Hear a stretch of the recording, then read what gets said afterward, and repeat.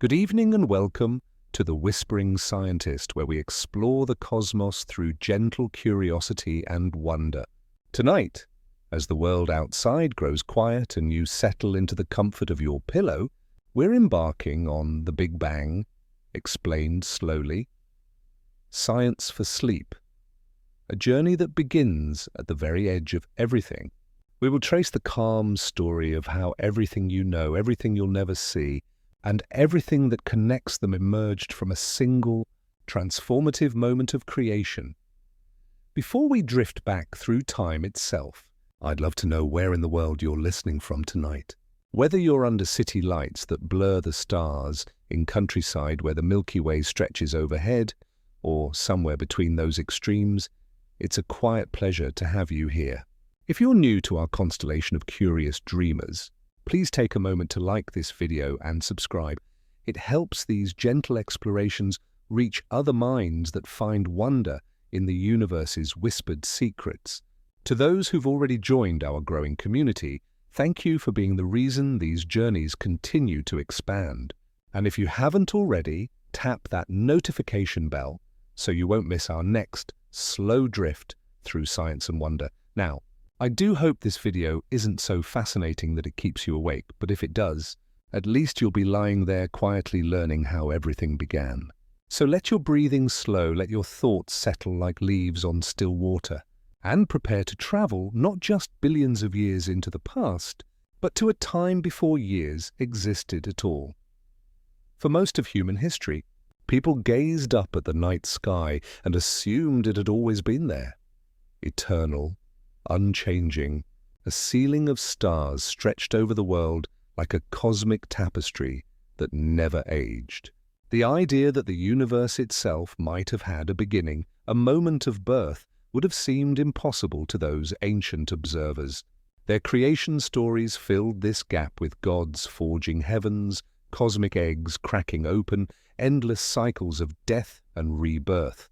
These were beautiful myths, but they all whispered the same quiet intuition that something somehow must have started it all. Then slowly, science began to listen to the light itself. In the early 20th century, astronomers noticed something extraordinary hiding in the starlight from distant galaxies. These galaxies weren't standing still like fixed jewels on black velvet.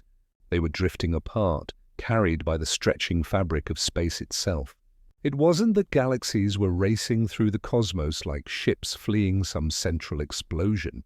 Rather, space itself was expanding between them, like invisible breath filling the universe from within. This profound realization led to a startling question. If everything is moving apart now, what happens when you rewind the cosmic clock?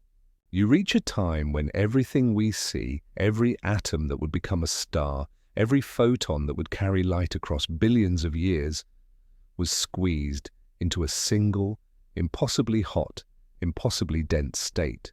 This idea became known, half-jokingly, as the Big Bang. The name was actually coined in 1949 by British astronomer Fred Hoyle during a radio broadcast, meant as a dismissive jab at a theory he didn't believe. Yet the name stuck, even though there was no bang at all, just an expansion. Smooth and silent as the universe beginning to unfold. The evidence arrived piece by careful piece, like clues in a cosmic detective story. First, the faint echo of that first light, still glowing in the microwave sky after more than 13 billion years. Second, the patterns of the lightest elements, hydrogen and helium, forged in the universe's first minutes and scattered through space in precisely the ratios that physics predicted. Third, the quiet precision of galaxies moving apart just as the equations suggested they should, following rules written in the fabric of space-time itself. Three independent lines of evidence, discovered by different people using different methods, all pointing back to one breathtaking conclusion: everything began from almost nothing. This isn't speculation or belief, it's a pattern read from the universe's own light, tested and retested across decades of careful observation. The Big Bang wasn't an explosion in space, but an expansion of space itself. There was no center, no fireball sitting in empty darkness, no edges for a blast to reach. Instead, everything, matter, light, even the dimensions of space, was once closer together and then began to stretch. Picture dots drawn on a balloon. As the balloon inflates, the dots move apart, not because they're racing across the surface, but because the surface itself is growing. Over the chapters ahead, we'll walk through this story slowly, step by careful step. From the first trillionth of a second to the birth of stars, and finally to the modern universe still expanding above you tonight. No mathematical marathons, no racing thoughts, just calm, patient curiosity about the most extraordinary story ever told. Because when you trace the universe back to its first spark, you discover not chaos, but an astonishing order underneath it all. A pattern so simple and elegant that it built everything from galaxies to the gentle rhythm of your breathing as you listen to these words.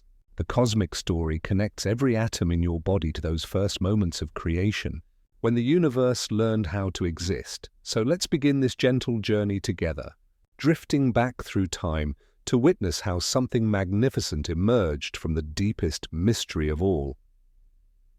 As we settle into this cosmic story together, tracing how something magnificent emerged from the deepest mystery, we encounter our first gentle paradox. The name that defines our understanding of the universe's birth is actually one of the most misleading pieces of scientific terminology ever coined. Big Bang sounds dramatic, doesn't it? Like fireworks exploding against a starry backdrop, cymbals crashing in some celestial orchestra, or thunder announcing the arrival of creation itself. But here's the beautiful irony. This evocative phrase wasn't created to capture the grandeur of cosmic origins at all. The term was born from skepticism, not celebration. In 1949, British astronomer Fred Hoyle used it during a BBC radio broadcast while describing a theory he found utterly unconvincing. Speaking to listeners across Britain, Hoyle dismissively referred to the idea that the universe supposedly began with a Big Bang. He meant it as intellectual mockery, the way you might sarcastically call an outlandish story a tall tale. The phrase was his gentle jab at what seemed like an absurd notion. Yet with stubborn persistence, the name stuck, and science has been patiently clarifying what it actually means ever since. Because the Big Bang wasn't an explosion in space at all. It was something far more subtle and profound, an expansion of space itself. This distinction matters more than it might first appear, touching the very heart of how we understand reality's beginning. When we picture explosions, our minds naturally conjure familiar scenes, fireworks bursting outward from a central point, fragments racing through empty air, blast waves expanding toward distant boundaries. These images are deeply embedded in how we comprehend cause and effect, rooted in our everyday experience of things that ignite, radiate, and eventually exhaust themselves, but the universe doesn't follow those rules. There was no center point where everything began, no empty darkness surrounding a cosmic fireball, no edges for any expansion to reach. Instead, everything that exists, matter, light, even the very dimensions of space and time, was once closer together and then began to stretch uniformly in all directions. The universe isn't expanding into something larger. The distance between all things is simply increasing, as if reality itself were learning how to breathe. Picture yourself holding a balloon covered with tiny dots, representing galaxies. As you slowly inflate the balloon, each dot moves away from every other dot, but not because the dots themselves are racing across the rubber surface. The surface is growing, carrying the dots along for the ride like passengers on a gentle, ever-expanding journey. Now replace that two-dimensional rubber with the entire three-dimensional fabric of the universe, and you begin to grasp what cosmic expansion actually means. This stretching affects everything that travels through space, including light itself. As space grows, the waves of light moving through it get stretched too, their wavelengths growing longer, their colors shifting toward the red end of the spectrum. Astronomers call this phenomenon redshift, and it serves as one of the most elegant fingerprints of an expanding universe. Every photon that reaches your eye tonight carries within it the story of its journey. How much space has grown during the millions or billions of years it took to travel from its distant source to your quiet moment of wonder. But here's where the mind-bending nature of cosmic expansion becomes even more beautiful. If you ask where the center of this expansion is located, you're asking what turns out to be a trick question. Every observer, no matter where they stand in the universe, sees other galaxies moving away in every direction. From Earth, it appears as though we're at the middle of the action, with everything else receding from us. But if you could somehow teleport to a galaxy billions of light years away, you'd observe exactly the same thing from there, all other galaxies, including our own Milky Way, appearing to drift away in all directions. The universe doesn't have a single center point, like the hub of a wheel or the bullseye of a target. It's more like a loaf of bread rising in a warm oven, dotted with raisins representing galaxies. As the dough expands, every raisin sees all the others moving away, and each one could reasonably claim to be in the middle of the process. The expansion is happening everywhere at once, and everywhere feels like the center. This brings us to another crucial distinction that shapes everything we can know about cosmic history. When cosmologists speak of the universe, we usually mean the observable universe, the region from which light has had time to reach us since the beginning. Light travels at a finite speed, about 300,000 kilometers every second, and the cosmos has existed for a finite time, roughly 13.8 billion years.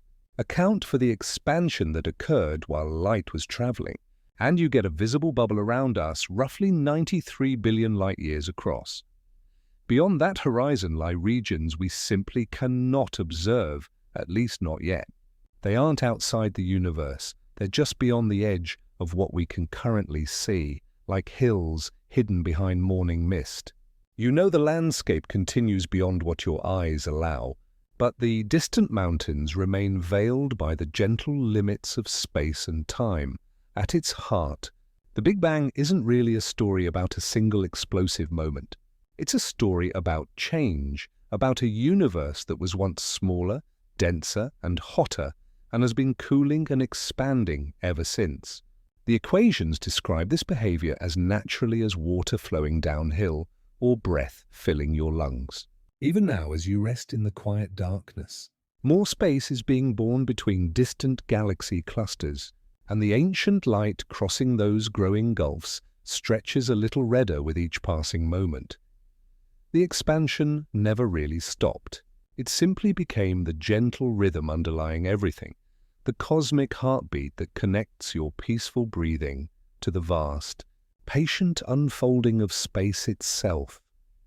This gentle rhythm of cosmic expansion, this patient breathing of space itself, reveals its secrets through the most delicate of messengers, light itself.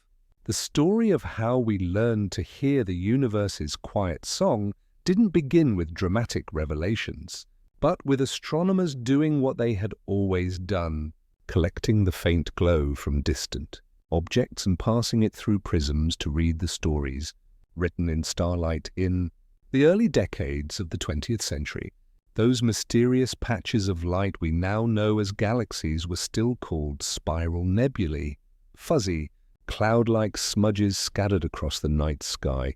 Astronomers would gather their light patiently, night after night, spreading that ethereal glow into rainbows of color to study the chemical fingerprints hidden within. They expected variety, perhaps different elements creating different spectral signatures, like instruments in a cosmic orchestra playing in many keys. What they discovered instead was something far more profound, a consistent, haunting message written in the language of light itself. Each galaxy's spectrum contained the same familiar lines that astronomers recognized from laboratory experiments, the distinctive signatures of hydrogen, helium, and other elements. But there was something mysterious about these cosmic fingerprints. Every single one was shifted toward the red end of the rainbow, as though the light itself had been gently stretched, its wavelengths elongated during the unimaginable journey across space and time. This subtle reddening, which came to be known as redshift, was the first whisper of something enormous happening on scales beyond human comprehension. Besto Slipher, working with patient dedication at Lowell Observatory, was among the first to notice this pattern. Night after night, he turned his spectrograph toward those distant spirals, recording their redshifts with meticulous care. He could measure their apparent speeds, but not yet their distances, like hearing a symphony from afar without knowing how far the concert hall stands from your listening post. It was Edwin Hubble, building upon the theoretical insights of Georges Lemaitre, who finally connected these two crucial pieces of the cosmic puzzle. Working with the powerful 100-inch telescope at Mount Wilson Observatory, Hubble began the delicate task of measuring distances to these spiral nebulae. He searched for Cepheid variables, remarkable stars that pulse with clockwork regularity, brightening and dimming like cosmic lighthouses. The beautiful discovery about these stars is that their pulsation period directly reveals their true brightness. Count the rhythm of their cosmic heartbeat, and you know how luminous they actually are. Compare that intrinsic brightness to how faint they appear through your telescope, and simple geometry reveals their distance. When Hubble plotted galaxy distance against redshift in 1929, something extraordinary emerged: a straight line. Not a random scatter, but a precise proportional relationship. The farther away a galaxy, the greater its redshift. The greater its redshift, the faster it appeared to recede. This elegant correlation, now known as the Hubble-Lemaitre law, revealed that the universe wasn't merely dotted with moving islands of stars. Space itself was stretching, carrying galaxies along like passengers on an ever-expanding cosmic tide. But what does it actually mean for a galaxy to be moving away? Here's where our everyday intuition can mislead us. These galaxies aren't racing through space like cosmic bullets fired from some distant explosion. Instead, the space between them is growing, stretching like an invisible fabric that carries everything along for the ride. Imagine standing on an airport moving walkway that's slowly lengthening beneath your feet. You don't feel yourself actively moving, but everything behind you seems to drift away as the walkway itself expands. The redshift works through the same principle that makes an ambulance siren drop in pitch as it drives past you. But in the cosmic case, it's not the galaxies moving through static space that creates the effect. Rather, as light travels across billions of years through expanding space, the wavelengths get stretched along with the fabric of the universe itself. Photons leave a distant galaxy with a certain rhythm, but by the time they arrive at Earth, crossing an ever-widening gulf, that rhythm has slowed, their color shifted toward the red. Their message clear: the universe has grown larger during their long journey. To make these measurements, astronomers had to construct what they affectionately call the cosmic distance ladder, a carefully calibrated chain of techniques, each building upon the one before it. Beyond the Cepheids in nearby galaxies, they developed other standard candles for more distant measurements, including Type Ia supernovae, the spectacular deaths of white dwarf stars that all reach nearly identical peak brightness, like cosmic light bulbs of known wattage scattered through the darkness. Hubble's initial estimates of the expansion rate were actually quite imprecise by modern standards, making the universe appear to be racing apart faster than it actually is. But the exact numbers were less important than the undeniable pattern itself, a clear relationship between distance and recession speed. The message was revolutionary. The universe is not static but dynamic, evolving, alive with gentle motion. When this realization began to sink in, it overturned humanity's most basic assumptions about cosmic architecture. Even Albert Einstein, whose equations had actually predicted cosmic expansion, had initially resisted the idea, adding a mathematical term to keep his universe artificially still. Later, when observational evidence became overwhelming, he reportedly called this modification his greatest blunder, a charming reminder that even the most brilliant minds sometimes resist the universe's patient teachings. As decades passed and technology improved, the cosmic distance ladder reached ever further into space and time. Each new measurement added another note to the same expanding symphony, building confidence that we were reading the universe's signals correctly.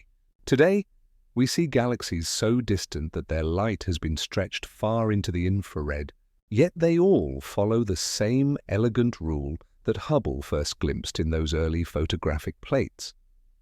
The universe had handed us a remarkably simple law for its expansion. Simple, but profound in its implications. If space is stretching now, it must have been denser once, compressed into states almost beyond imagination. And waiting in that ancient density lies another messenger, even older than the light of distant galaxies, the faint afterglow of the moment when the cosmos itself first became transparent to light. That elegant relationship between distance and recession speed, written in the stretched light of distant galaxies, points us toward an even older messenger, one that carries the universe's most ancient photograph. This isn't the light of stars or the glow of galaxies, but something far more primordial, the first light that ever traveled freely through space, still drifting through your room tonight as you listen to these words.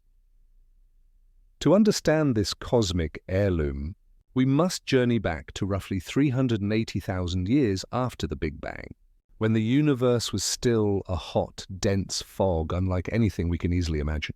Picture the cosmos then, not as the starry expanse we know, but as a thick, glowing plasma, a chaotic soup of protons, electrons, helium nuclei, and photons all colliding in constant, furious motion.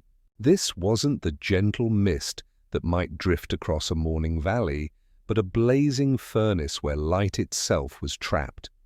Every photon that tried to travel was immediately interrupted by collision with a free electron, scattering in a new direction only to collide again within a fraction of a millimeter. The universe was filled with light, but that light couldn't escape its prison of charged particles. It was as if the cosmos were a perpetual sunrise behind an infinitely thick fog, glowing brilliantly from within, but unable to let any of that radiance shine outward into clear space. But the universe was cooling as it expanded, and with every passing millennium, its temperature dropped closer to a critical threshold. When the cosmic furnace finally cooled to around 3,000 degrees, roughly the heat of a glowing stove burner, something simple yet revolutionary occurred. The photons had lost enough energy that they could no longer tear electrons away from protons every time they met. At that precise moment, electrons began settling into stable orbits around atomic nuclei for the first time in cosmic history. This process, which astronomers call recombination, sounds technical, but it represents one of the universe's most profound transformations. For the first time, neutral atoms could exist, hydrogen and helium in their familiar stable forms.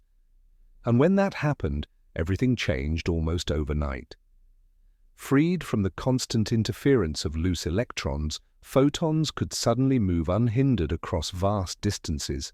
The universe went from opaque to transparent in what felt like a cosmic instant, as if someone had suddenly opened the curtains on creation itself. That first flood of liberated light has been traveling ever since, stretched and cooled by more than 13 billion years of cosmic expansion. What began as the brilliant orange-white glow of a universe heated to thousands of degrees has been redshifted into the gentle microwave radiation that now bathes everything around you.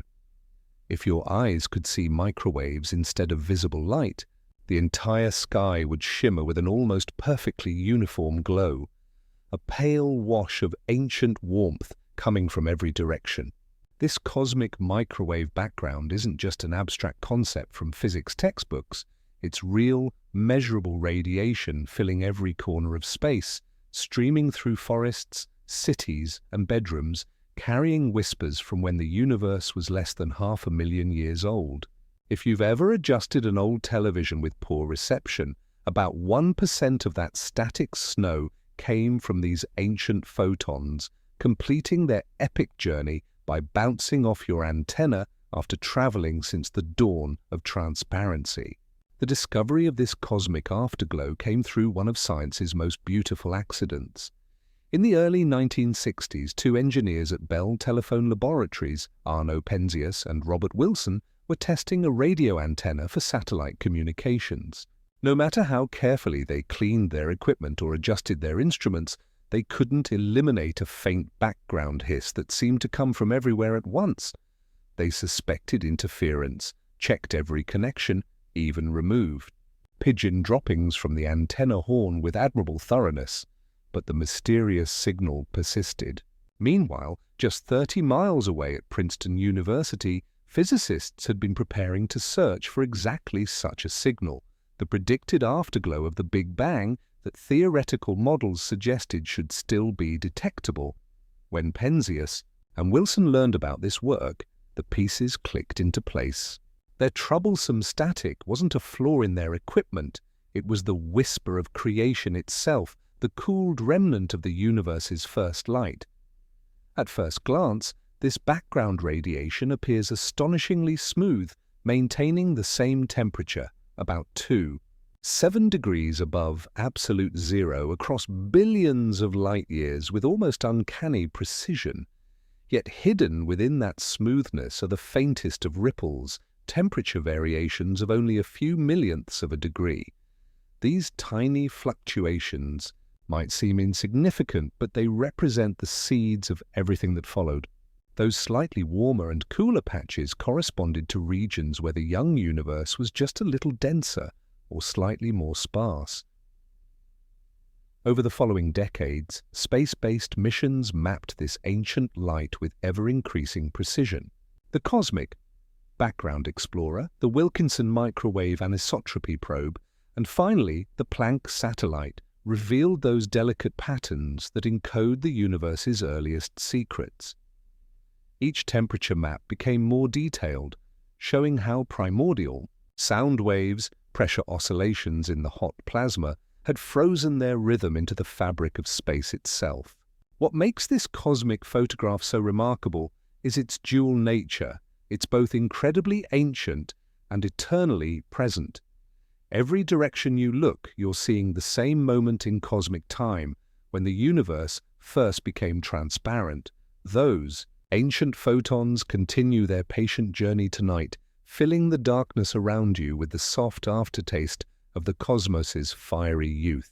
But this wasn't the universe's first act of creation. Even before light could travel freely, even before atoms could form, the cosmos had already begun its first chemistry experiment, a brief but crucial period when the fundamental elements that would build everything were forged in the nuclear furnace of the early universe itself. Those ancient photons streaming through the darkness around you, carrying their 13-billion-year message from the moment transparency first dawned, whisper of an even earlier chapter in the cosmic story. Before light could travel freely, before atoms could even exist, the universe conducted its first and most crucial chemistry experiment. If we could rewind further into those opening minutes of creation, we would witness 20 minutes of fire that determined the recipe for everything that would ever be. Picture the cosmos at just 1 second old, already cooled from the unimaginable energies of its first instant to what sounds like a modest 10 billion degrees. This was still a realm beyond comprehension, a glowing furnace where protons and neutrons had finally emerged from the sea of quarks that preceded them. For the first time in cosmic history, matter could hold itself together, though barely, in an environment that would instantly vaporize any substance we know. The universe was no longer a soup of fundamental particles, but had crossed its first threshold toward the familiar matter that fills the world around you tonight. The balance between protons and neutrons at this crucial moment would determine the chemical destiny of everything that followed. When the cosmos was hot enough, these particles freely exchanged identities through interactions with neutrinos, those ghostly messengers that barely interact with anything else, yet played a vital role in setting the cosmic composition. But as expansion continued and temperature dropped, that exchange slowed and eventually froze out. Neutrons, unstable when alone, began their natural decay into protons with a half-life of about 10 minutes. By the time conditions became right for nuclear fusion, roughly 1 neutron remained for every 6 protons, a simple ratio that would shape the architecture of the entire universe. The first challenge in building anything beyond single protons came in the form of what scientists call the deuterium bottleneck. Deuterium, or heavy hydrogen, forms when a proton and neutron successfully clasp hands, creating the first stable nucleus heavier than ordinary hydrogen. But the early universe was still far too hot for these fragile partnerships to survive. Imagine trying to build a delicate snowflake inside a raging furnace. Any deuterium that managed to form was immediately smashed apart by the relentless bombardment of high-energy photons.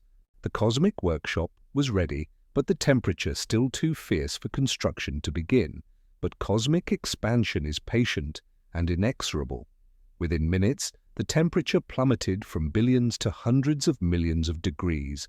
Once it fell below that critical threshold of about 1 billion degrees, still unimaginably hot, but cool enough for nuclear physics to work its magic, deuterium nuclei could finally survive their violent surroundings. And with that breakthrough, the door to real element building swung open for the first and only time in the universe's youth. What followed was a brief but extraordinarily productive burst of cosmic alchemy. Deuterium fused with additional protons and neutrons to form helium-3 and tritium. These in turn combined to create helium-4, a nucleus of 2 protons and 2 neutrons that became the most stable and abundant product of this primordial workshop. A tiny fraction of reactions managed to forge lithium-7, adding the lightest metal to the universe's growing vocabulary. But the window was narrow and closing fast. The entire process unfolded in less than 20 minutes, a frantic race against the continuing expansion and cooling that would soon make fusion impossible. After those crucial 20 minutes elapsed, the cosmic furnace had cooled so much that nuclear reactions simply stopped. The density had fallen too low for particles to find each other easily, and temperatures had dropped below the threshold needed to overcome the electrical repulsion between nuclei.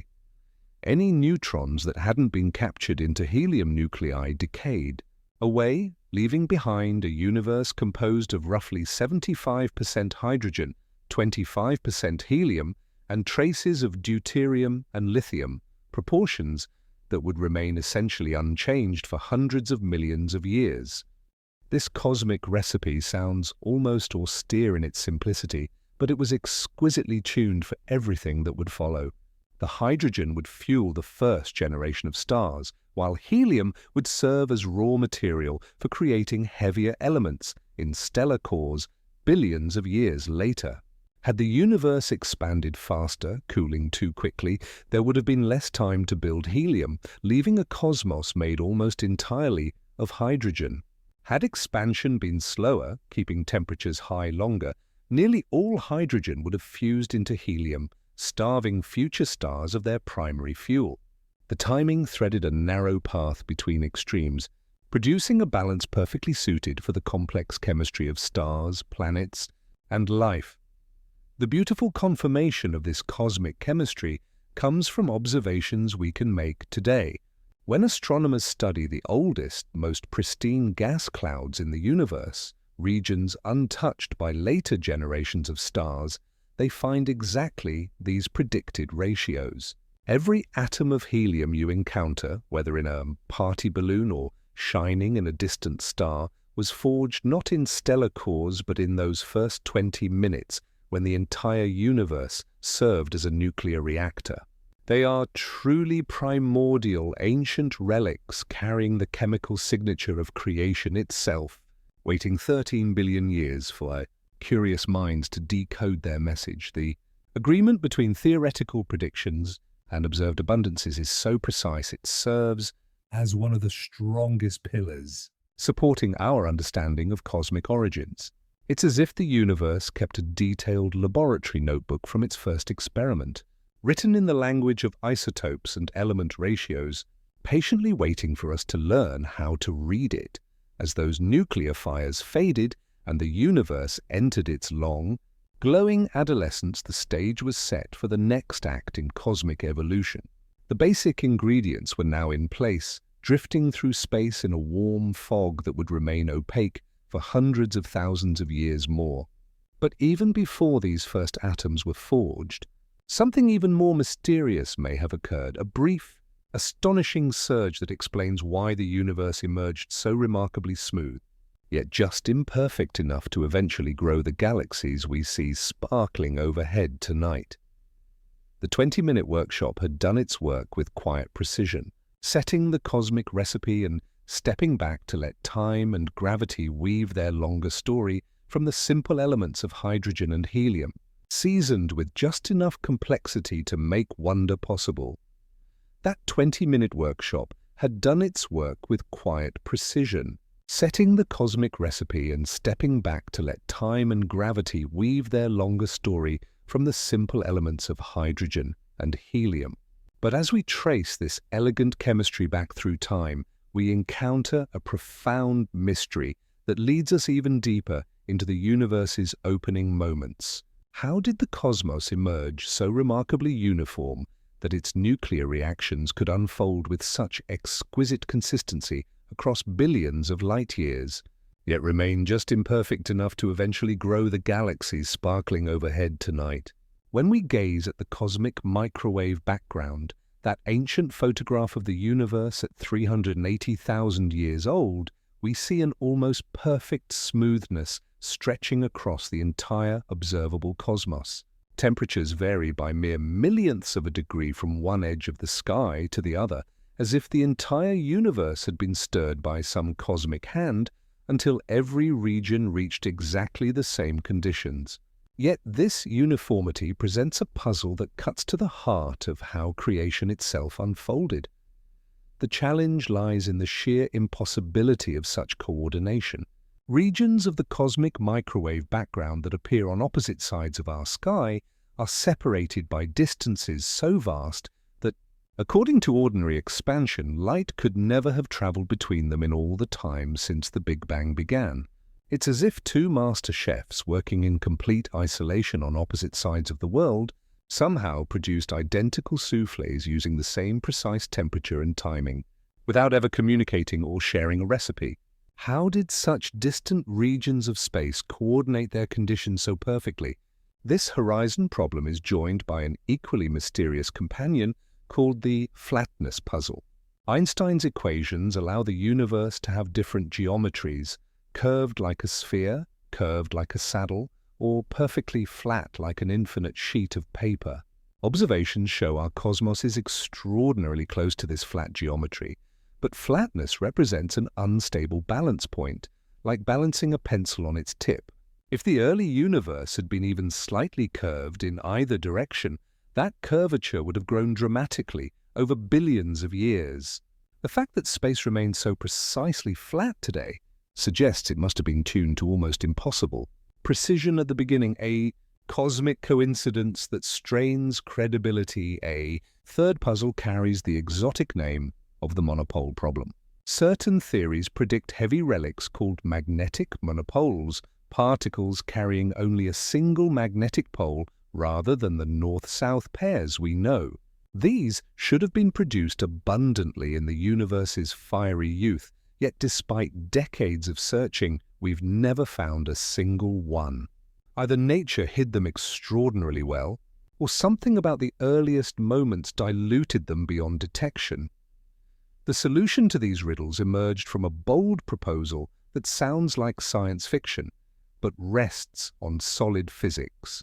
Around 1980, physicist Alan Guth suggested that a tiny fraction of a second after the Big Bang, perhaps around 1/trillionth of a trillionth of a second, the universe underwent a period of exponential expansion unlike anything in its later history. This wasn't the steady expansion we observe today, but an astonishing surge where space itself ballooned by an enormous factor, possibly growing by more than 10^6 times in size during an interval briefer than the blink of an eye. This process, called cosmic inflation, wasn't an explosion in any conventional sense. There was no center point pushing matter outward into empty space. Instead, space itself expanded faster than light, not because anything violated the cosmic speed limit, but because that limit applies to objects moving through space, not to the expansion of space itself. Imagine a rubber sheet covered with dots suddenly stretching so rapidly that the dots race apart faster than light could travel across the original surface. The dots aren't moving through the rubber. The rubber itself carries them along on its exponential journey outward. During this inflationary epoch, regions that had once been close enough to share the same temperature and conditions were suddenly whisked to opposite sides of what would become our observable universe. Inflation didn't create the smoothness we observe. It preserved and stretched the uniformity that already existed on much smaller scales. Before inflation, everything we can now see was squeezed into a region smaller than a subatomic particle, where thermal contact could easily maintain consistent conditions. The rapid expansion then carried that consistency across cosmic distances, solving the horizon problem with elegant simplicity. The flatness puzzle dissolves just as naturally. Inflation acts like inflating a balloon. No matter what shape you start with, expand it by a sufficient factor, and any small region of its surface becomes virtually flat. The universe today may have started with significant curvature, but inflation stretched that curvature smooth, leaving behind the nearly flat geometry we observe. Those elusive monopoles, if they exist, would have been scattered so widely that our observable universe contains essentially none. But inflation's most poetic contribution lies in how it planted the seeds of all future structure.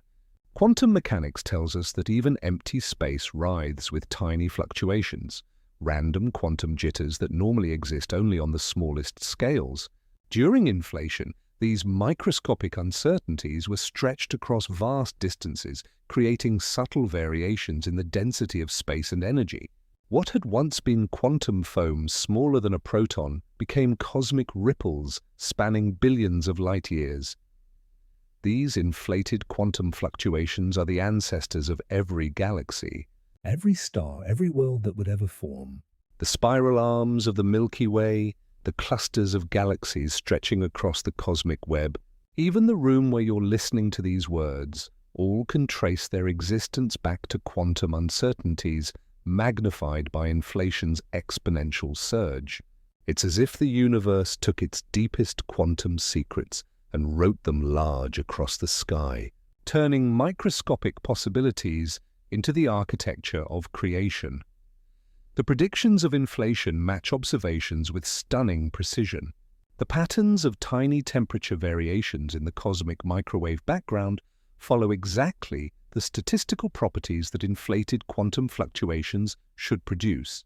They're nearly scale invariant, meaning they look similar whether you examine large regions or small ones, and they follow patterns that bear the unmistakable signature of quantum origins stretched to cosmic proportions.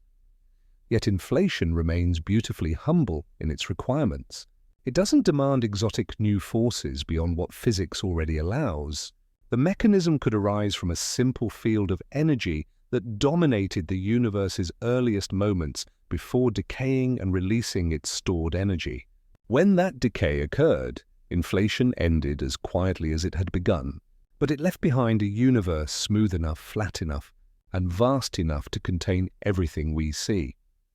This inflationary surge lasted perhaps 10^32 seconds, a time span so brief it makes the 20-minute nuclear workshop seem like an eternity by comparison, yet its consequences echo through every structure in the cosmos.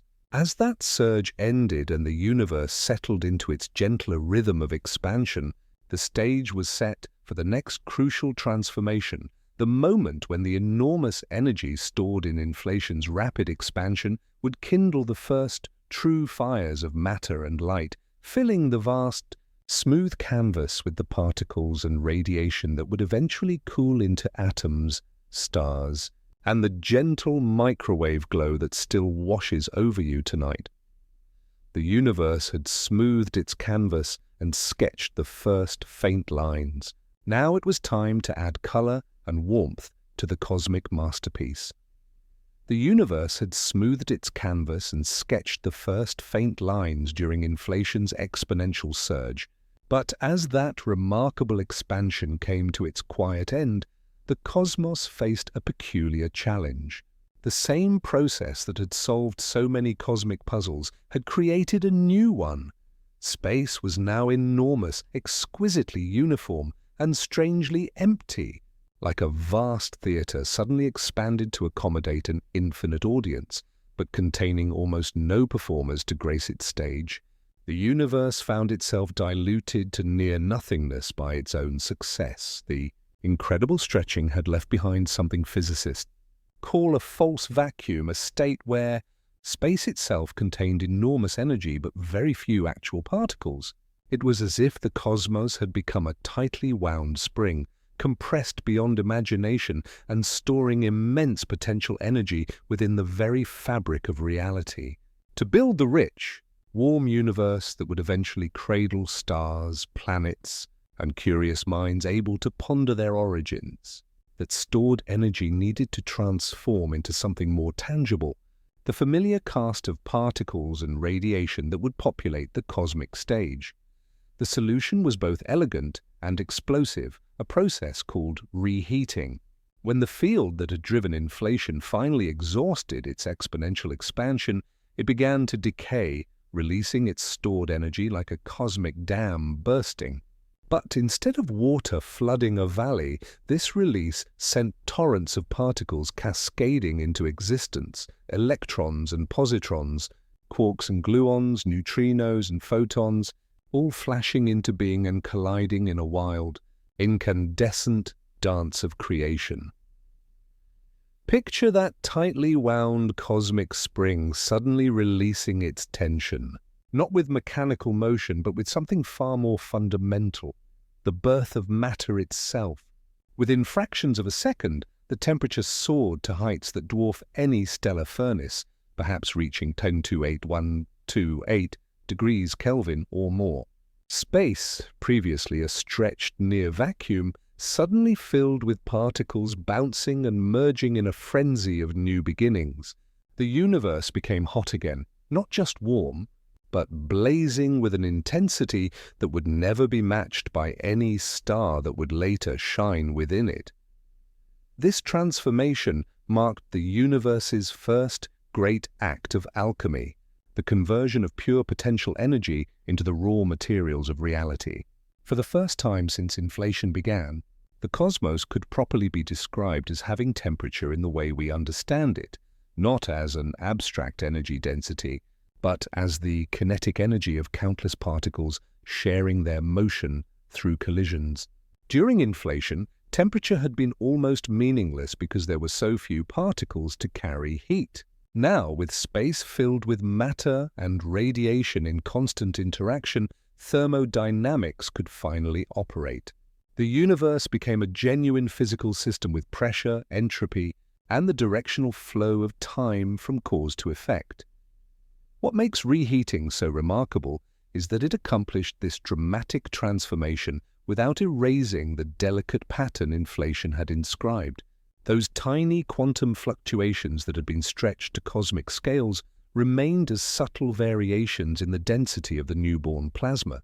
Where the energy was just a hair higher, gravity would gather matter slightly more eagerly.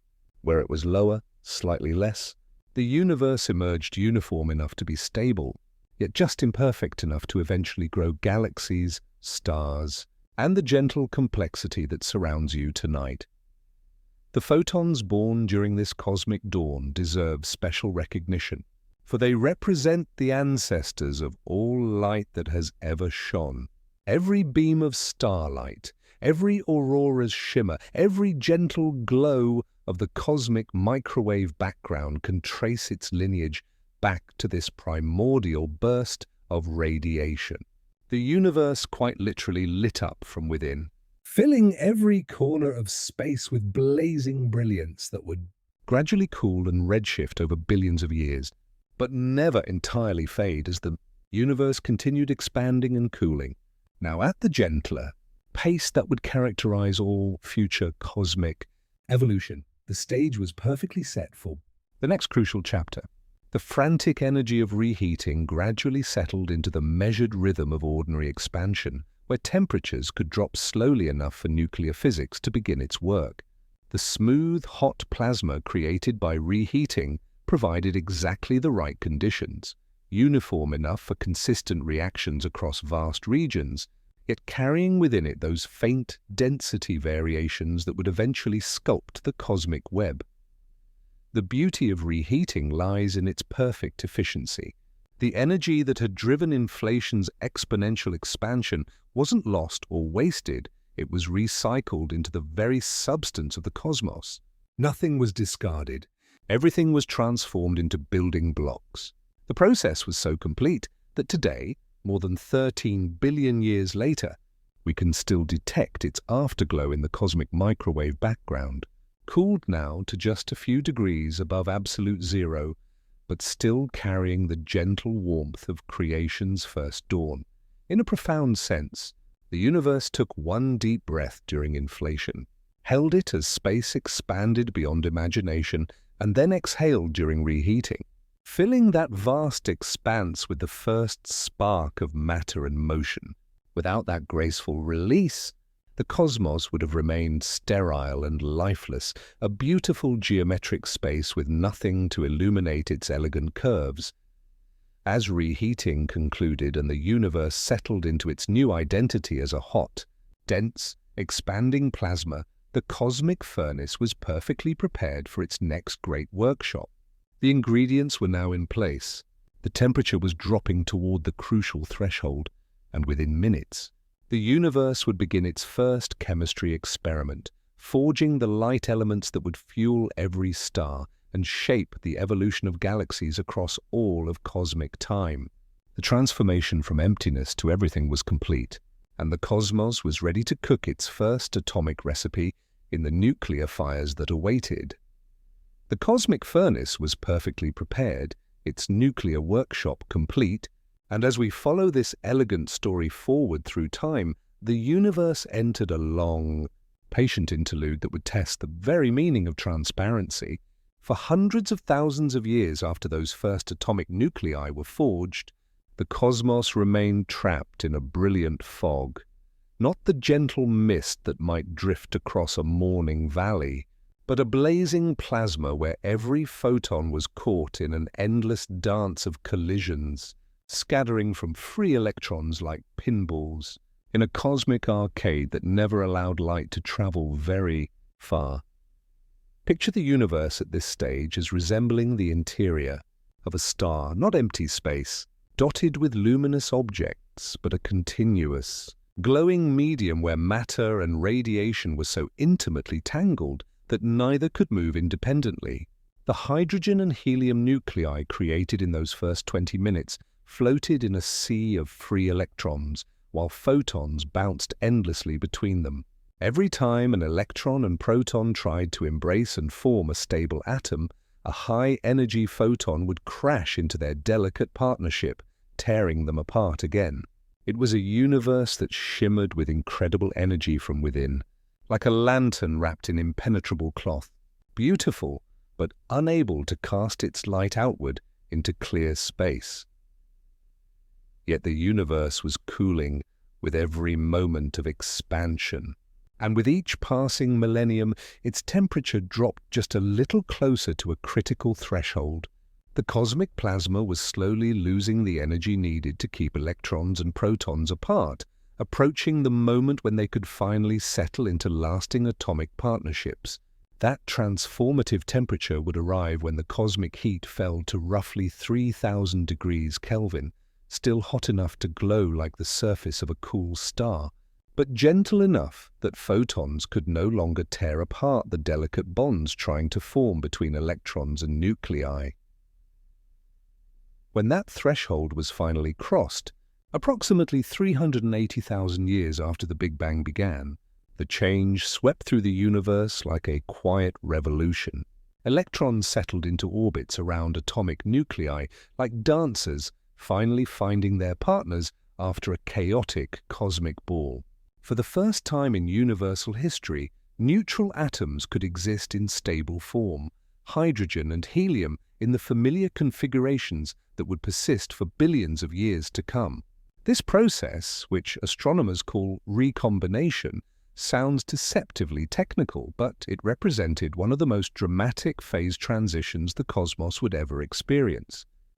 The moment neutral atoms formed, everything transformed. Photons that had been trapped in endless scattering suddenly found themselves free to travel unimpeded across space. The universe went from opaque to transparent almost overnight, like fog lifting from a valley to reveal the landscape that had been hidden beneath.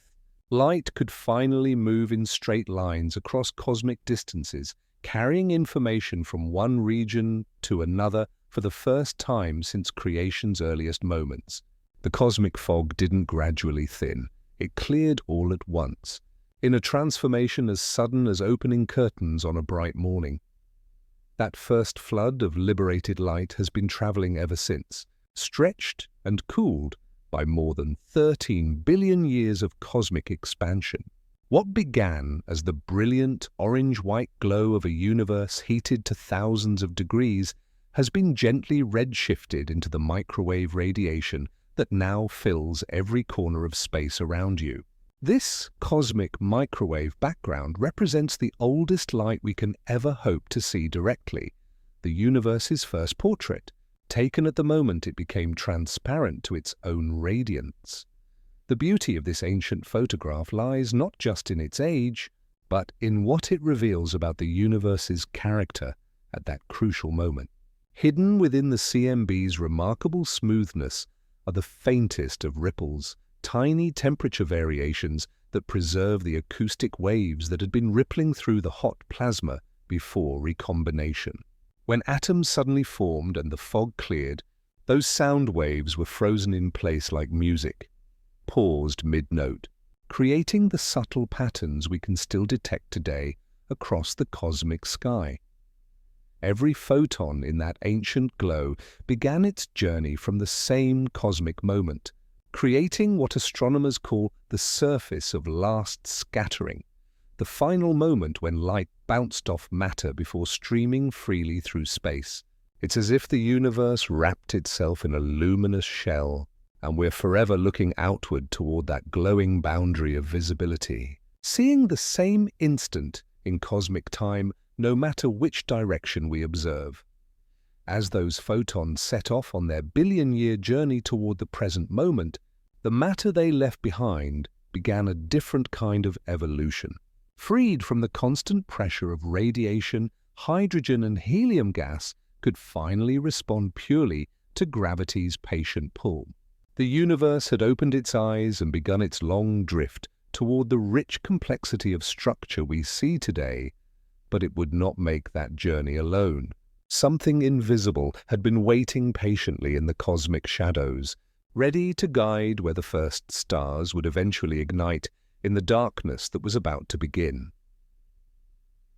As those first free photons began their epic journey across the newly transparent universe, carrying the cosmos's oldest light toward distant futures, the hydrogen and helium gas they left behind found itself free to respond to gravity's patient pull for the first time. Yet ordinary matter was not alone in this cosmic dance. Something invisible had been quietly orchestrating the symphony from the very beginning. A hidden presence that doesn't shine, doesn't absorb light, and barely whispers to ordinary atoms, yet whose gravitational influence had already begun weaving the invisible foundation upon which everything visible would eventually be built. This mysterious architect reveals itself not through what it does, but through what it causes other things to do. When astronomers study how galaxies rotate, they discover something puzzling. Stars at the outer edges move just as fast as those near the center, as if some unseen mass were providing extra gravitational grip to hold these stellar cities together. Without this invisible scaffolding, galaxies would simply fly apart, their outer stars flung into the cosmic void by centrifugal force. Yet there they spin, stable and serene, held together by gravity from matter we cannot detect. The story of dark matter's discovery began in places where visible matter failed to explain the cosmic choreography. In the 1930s, Swiss astronomer Fritz Zwicky studied the Coma Cluster, a vast collection of galaxies bound together by their mutual gravity. When he measured how fast individual galaxies were racing around within the cluster, he found them moving far too quickly to be held by the visible matter alone. It was as if the lights of a city could not account for the weight of the city itself. There had to be something else, some unseen mass providing the gravitational glue needed to prevent the entire cluster from dispersing into space.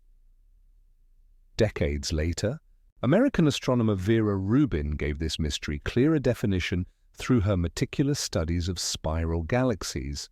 She expected that stars farther from galactic centers would orbit more slowly, just as outer planets in our solar system move more gently around the Sun than inner ones. But instead of the predicted decline, the rotation curves flattened out. Stars at a galaxy's edge move just as fast as those near its heart, as if they were embedded within vast halos of invisible matter extending far beyond the reach of any visible stars or gas. The evidence accumulated like layers of proof in a cosmic detective story. When massive galaxy clusters bend light from more distant objects, gravitational lensing predicted by Einstein, the amount of bending reveals how much total mass is doing the warping. Time and again, astronomers find far more mass than can be accounted for by all the visible stars, gas, and dust combined. The lensing maps trace ghostly halos of matter that shape the paths of light without ever revealing themselves directly, like invisible hands guiding streams of starlight through curved space. Even the cosmic microwave background carries dark matter's subtle signature. The tiny temperature ripples preserved in that ancient light encode information about how matter was distributed when the universe first became transparent. When scientists compare these patterns to computer models, the data fits beautifully only when dark matter is included in the cosmic recipe. The peaks and valleys in the CMB's power spectrum, those frozen echoes of primordial sound waves, are shaped by both ordinary matter and this invisible partner that adds gravity without contributing any light. What makes dark matter so crucial to cosmic evolution is that it was free to begin its gravitational work long before ordinary matter could join the construction project. While visible matter remained coupled to radiation, constantly pushed around by photons in the hot plasma before recombination, dark matter felt no such interference. Unaffected by light, it could collapse under its own gravity, forming the first structures in the universe, invisible scaffolding that would guide where galaxies would eventually form when the fog finally cleared. To picture dark matter's role, imagine walking through a city at night and seeing only the street lamps. Their pattern hints at roads and squares you cannot see, tracing a hidden plan written in light. In the same way, galaxies trace the layout of a deeper structure.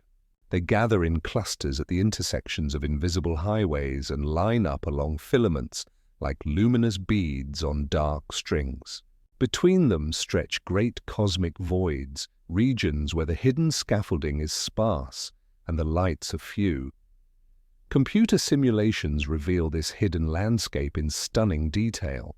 Starting with the same tiny fluctuations measured in the cosmic microwave background, and following gravitational evolution forward through cosmic time, scientists watch dark matter weave itself into a vast web of filaments connecting dense nodes. When ordinary matter is added to these simulations, it flows along the dark matter highways like water, following invisible channels, lighting up the structure with stars and galaxies.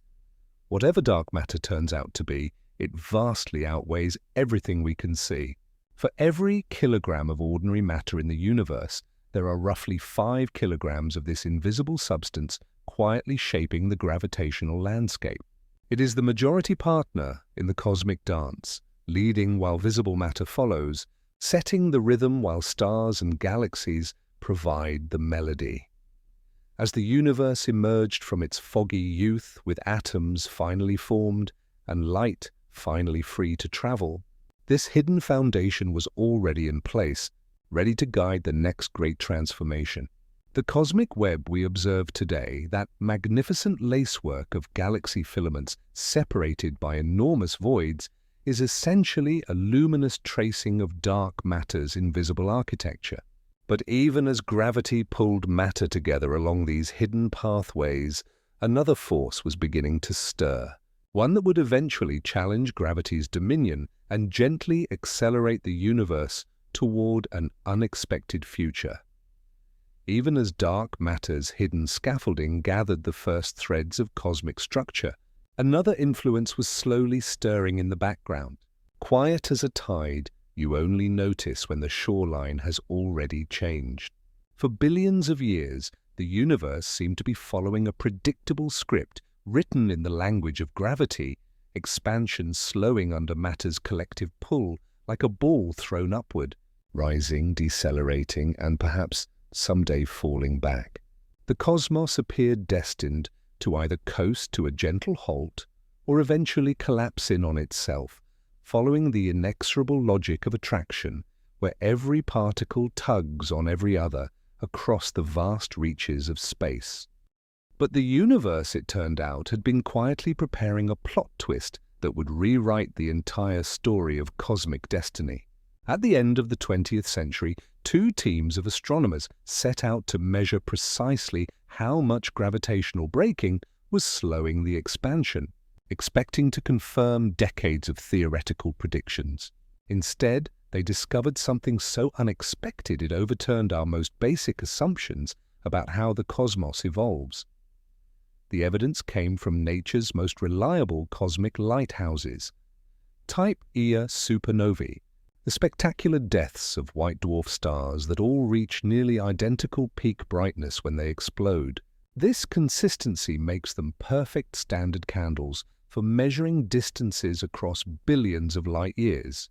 The methodology is elegantly simple. If you know how bright a candle truly is, its apparent faintness tells you precisely how far away it must be. Compare that distance to how much the supernova's light has been redshifted by cosmic expansion, and you can trace the universe's expansion history with remarkable precision. Saul Perlmutter's supernova, Cosmology Project, and the competing High-AZ supernova search team led by Brian Schmidt and Adam Rees worked independently through the 1990s, gathering data from hundreds of distant stellar explosions. Both teams expected to find evidence of deceleration, confirmation that gravity was gradually winning its patient battle against the momentum of the Big Bang.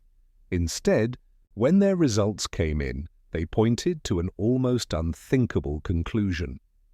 The distant supernovae appeared dimmer than expected for their redshift, meaning they were farther away than they should have been if expansion were merely slowing down. The only explanation that fit the data was revolutionary. The universe's expansion wasn't decelerating at all. It was speeding up. Space wasn't just stretching. It was stretching faster and faster over time, as if some invisible force were gently but persistently pushing the fabric of reality apart. To understand this acceleration, imagine standing on an airport moving walkway that's not only carrying you forward but gradually increasing its own speed. You don't feel yourself being pushed, you simply notice that everything behind you seems to drift away more quickly as time passes. This is precisely how cosmic acceleration works. Galaxies aren't racing through space like rockets. The space between them is expanding at an ever-increasing rate, carrying them along like passengers on an accelerating cosmic tide. The mysterious cause of this acceleration earned the placeholder name dark energy. Dark not because it's sinister, but because it refuses our usual senses. We cannot see it, touch it, or detect it directly, yet it dominates the universe's energy budget with overwhelming authority. When cosmologists tally the cosmic inventory, the results are humbling. Ordinary matter, every atom that makes stars, planets, and living beings, accounts for less than 5% of everything that exists. Dark matter contributes about 27%, silently holding galaxies together with its gravitational scaffolding.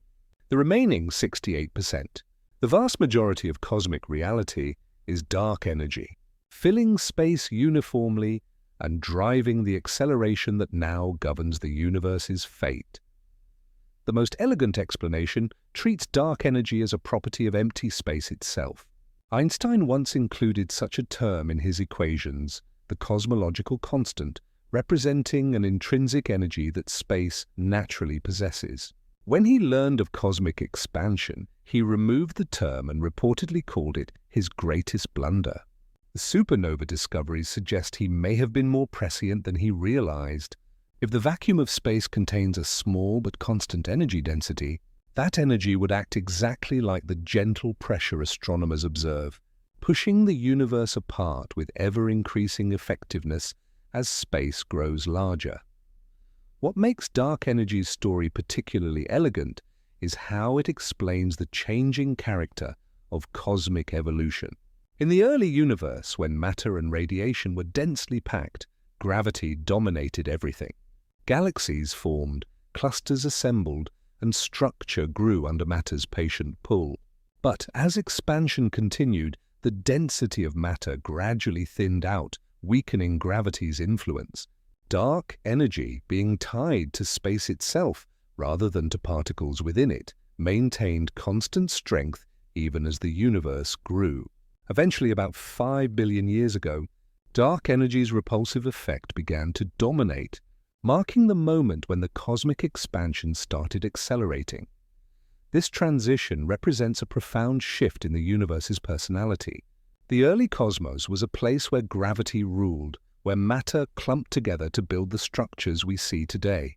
The modern universe has entered a new era where dark energy governs the largest scales, gently but inexorably stretching space apart.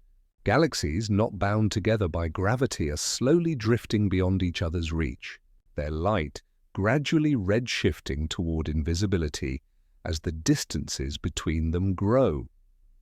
The evidence for acceleration comes from multiple independent sources, each confirming the same remarkable story. Beyond the supernova data, measurements of the cosmic microwave background reveal nearly flat geometry that, combined with observed matter, requires dark energy to complete the cosmic equation. Studies of galaxy clustering and the subtle imprints of primordial sound waves all harmonize with the acceleration narrative. If dark energy's gentle pressure remains constant, the cosmos will continue expanding forever, faster and faster, until galaxies beyond our local group drift beyond the observable horizon. Over unimaginable timescales, even the cosmic microwave background will redshift into oblivion, leaving isolated islands of matter in an ever-growing sea of darkness.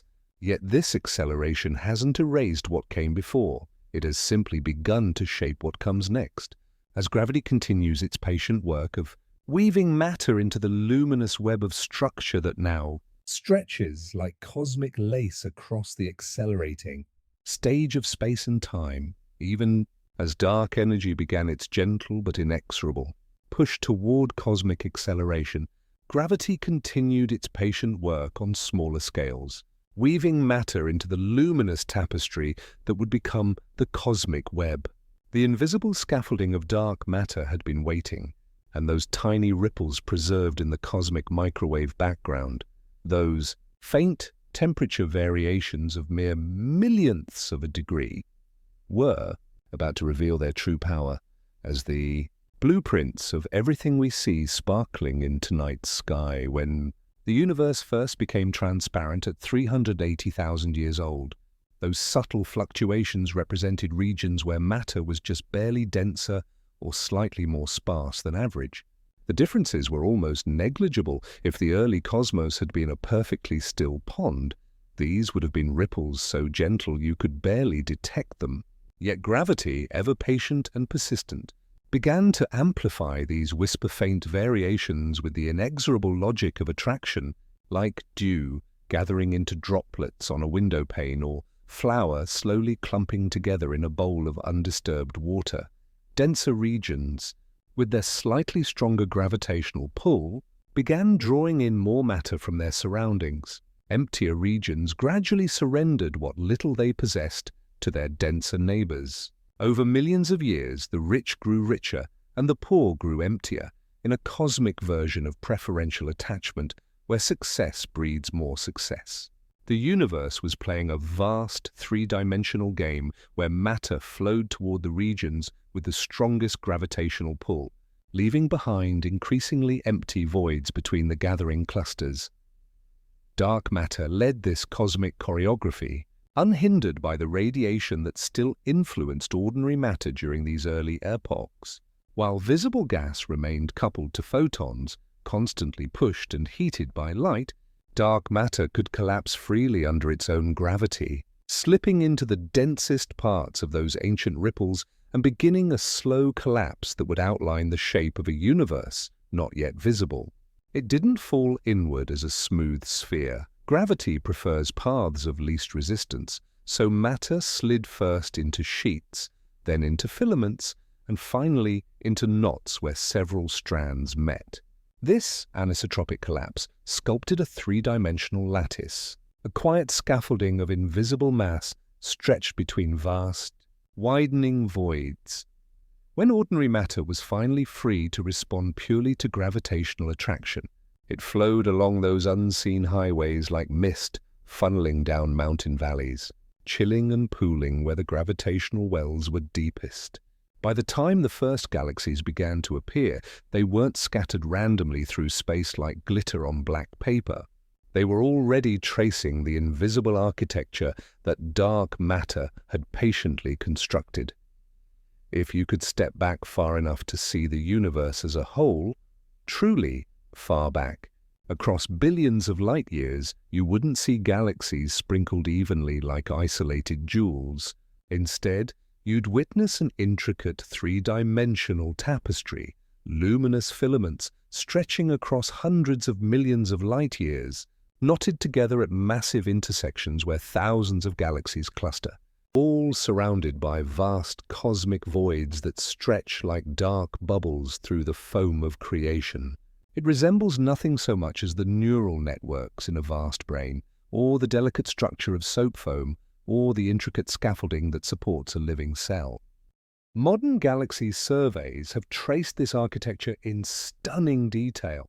The Sloan Digital Sky Survey and other projects have charted millions of galaxies across billions of light years, revealing chains and walls, foamy membranes surrounding cavernous voids. When scientists run supercomputer simulations starting with the same tiny fluctuations measured in the cosmic microwave background and following the laws of gravity forward through billions of years, the same filamentary patterns emerge naturally on the screen. The agreement between map and model represents one of modern cosmology's quiet triumphs, proof that we truly understand how structure grows from simplicity. Within this grand web, individual galaxies aren't passive passengers but active participants in an ongoing story of collision and merger. The early universe contained countless small galaxies, dwarf systems that gradually assembled into the massive spirals and ellipticals we see today. Each collision brought new material and triggered fresh bursts of star formation, while the gravitational dance sculpted familiar shapes, graceful disks, elegant spiral arms, and dense central bulges. Threaded through this growth is the fossil rhythm of the universe's earliest sound. Before light went free, pressure waves rippled through the hot plasma, setting a preferred scale into the distribution of matter, roughly 500 million light-years between major clusters. This characteristic spacing, known as the baryon acoustic oscillation scale, still lingers today like a faint metronome tick, a standard ruler that helps astronomers measure how expansion has changed over cosmic time. It's a gentle reminder that even the grandest structures carry music from the universe's infancy, harmonic ripples turned into the scaffolding of the cosmos. The cosmic web also serves as a vast transportation network, channeling fresh gas along its filaments toward growing galaxies. Stars form when gas clouds collapse under their own gravity, and galaxies need constant supplies of fresh material to continue their stellar nurseries. The filaments act as cosmic aqueducts, delivering hydrogen and helium from the sparse voids toward the dense nodes where galaxy clusters blaze. With the light of trillions of stars, yet this grand construction project now faces the growing influence of dark energy's acceleration. As space stretches faster over time, the cosmic web itself begins to feel the strain. Filaments that once drew closer together now find themselves gently pulled apart. The universe has entered a new era where structure formation fights against accelerating expansion. Gravity still wins on small scales, binding galaxies and clusters together, but loses the larger battle as dark energy stretches the web ever thinner. Every thread in this luminous tapestry connects back to those first quantum fluctuations, stretched by inflation to cosmic proportions and then patiently amplified by gravity's persistent pull. From the smallest uncertainty in the early vacuum to the grandest structures spanning billions of light-years, the cosmic web tells a single, coherent story of how complexity emerges from simplicity. As this magnificent architecture took shape over billions of years, conditions in the densest hollows were ripening for something extraordinary. Pressure, temperature, and gravity were coalescing into a single, inevitable outcome. Soon, somewhere along the thin, invisible strands of the web, hydrogen would compress enough to spark the first fires, and the universe would move from architecture to illumination. The long cosmic night about to be broken by the earliest, bluest flames as this magnificent cosmic architecture took shape over hundreds of millions of years, with dark matter's invisible threads weaving through space and ordinary matter flowing along those gravitational highways. The universe found itself in a peculiar state of anticipation. The stage was perfectly set, the scaffolding complete, yet the cosmos remained shrouded in profound darkness. For perhaps 400 million years after that first clearing of the primordial fog, space drifted through what astronomers poetically call the cosmic dark ages, a long, patient interlude when the afterglow of creation had faded to a whisper, but no new sources of light had yet emerged to pierce the gathering night. This was a universe without stars, without the familiar glitter that now decorates our evening sky. Space was filled with cold, neutral hydrogen and helium gas, streaming slowly along the invisible filaments of the cosmic web toward the deepest gravitational wells. In those dense pockets where matter pooled like water gathering in mountain valleys, something extraordinary was preparing to happen. The universe was holding its breath, waiting for the first spark that would transform it from a realm of invisible architecture into one blazing with light. The conditions were ripening through a quiet conspiracy of physics. Hydrogen clouds, guided by dark matter's gravitational pull, were compressing and heating as they fell deeper into the densest nodes of the cosmic web. Somewhere along those thin, invisible strands, pressure and temperature were rising together toward an inevitable threshold. When that balance finally tipped, the universe would light its first candle, but these pioneer flames would be unlike any stars that have shone since. The first stars to ignite in this primordial darkness were true giants, born into a cosmos made purely of hydrogen, helium, and traces of lithium, the simple elements forged in those first 20 minutes after the Big Bang. These population 3 stars, as astronomers call them, had no heavier elements to work with, no carbon to help cool their birth clouds, no oxygen or iron or silicon, none of what astronomers collectively term metals, meaning everything beyond hydrogen and helium in the cosmic vocabulary. This chemical simplicity had profound consequences for how these first stars could form. Without metals to radiate heat away efficiently, the gas clouds destined to become stars couldn't fragment into many small pieces the way they do today. Instead of breaking apart like a crumbling cookie, they collapsed into just a few enormous condensations. Computer simulations suggest these stellar monsters may have been hundreds of times more massive than our Sun. Blazing blue giants that burned at temperatures so fierce they consumed their nuclear fuel in just a few million years, a cosmic heartbeat compared to the Sun's expected 10 billion-year lifespan. When these titans finally ignited, they transformed everything around them. Their ultraviolet light was so intense it began breaking apart the neutral hydrogen atoms that filled space, stripping electrons from their nuclei in a process called reionization. The universe, which had been opaque since recombination ended, gradually became transparent once more as expanding bubbles of ionized gas formed around each brilliant star. It was as if someone were lighting lanterns across a dark field, each one carving out a sphere of clarity in the cosmic fog, until the glimmers touched and merged into a spreading dawn. But perhaps their most profound gift lay hidden in their nuclear hearts, where temperatures and pressures reached levels that could forge entirely new kinds of atoms. These stellar furnaces climbed the entire ladder of nuclear fusion, creating carbon, oxygen, nitrogen, silicon, and iron, the first heavy elements to exist since the universe's opening moments. For hundreds of millions of years, the cosmic pantry had contained only the simplest ingredients. Now, for the first time, the complex chemistry that would eventually build planets, atmospheres, and life itself was being cooked in stellar cores heated to billions of degrees. Their endings were as consequential as their lives.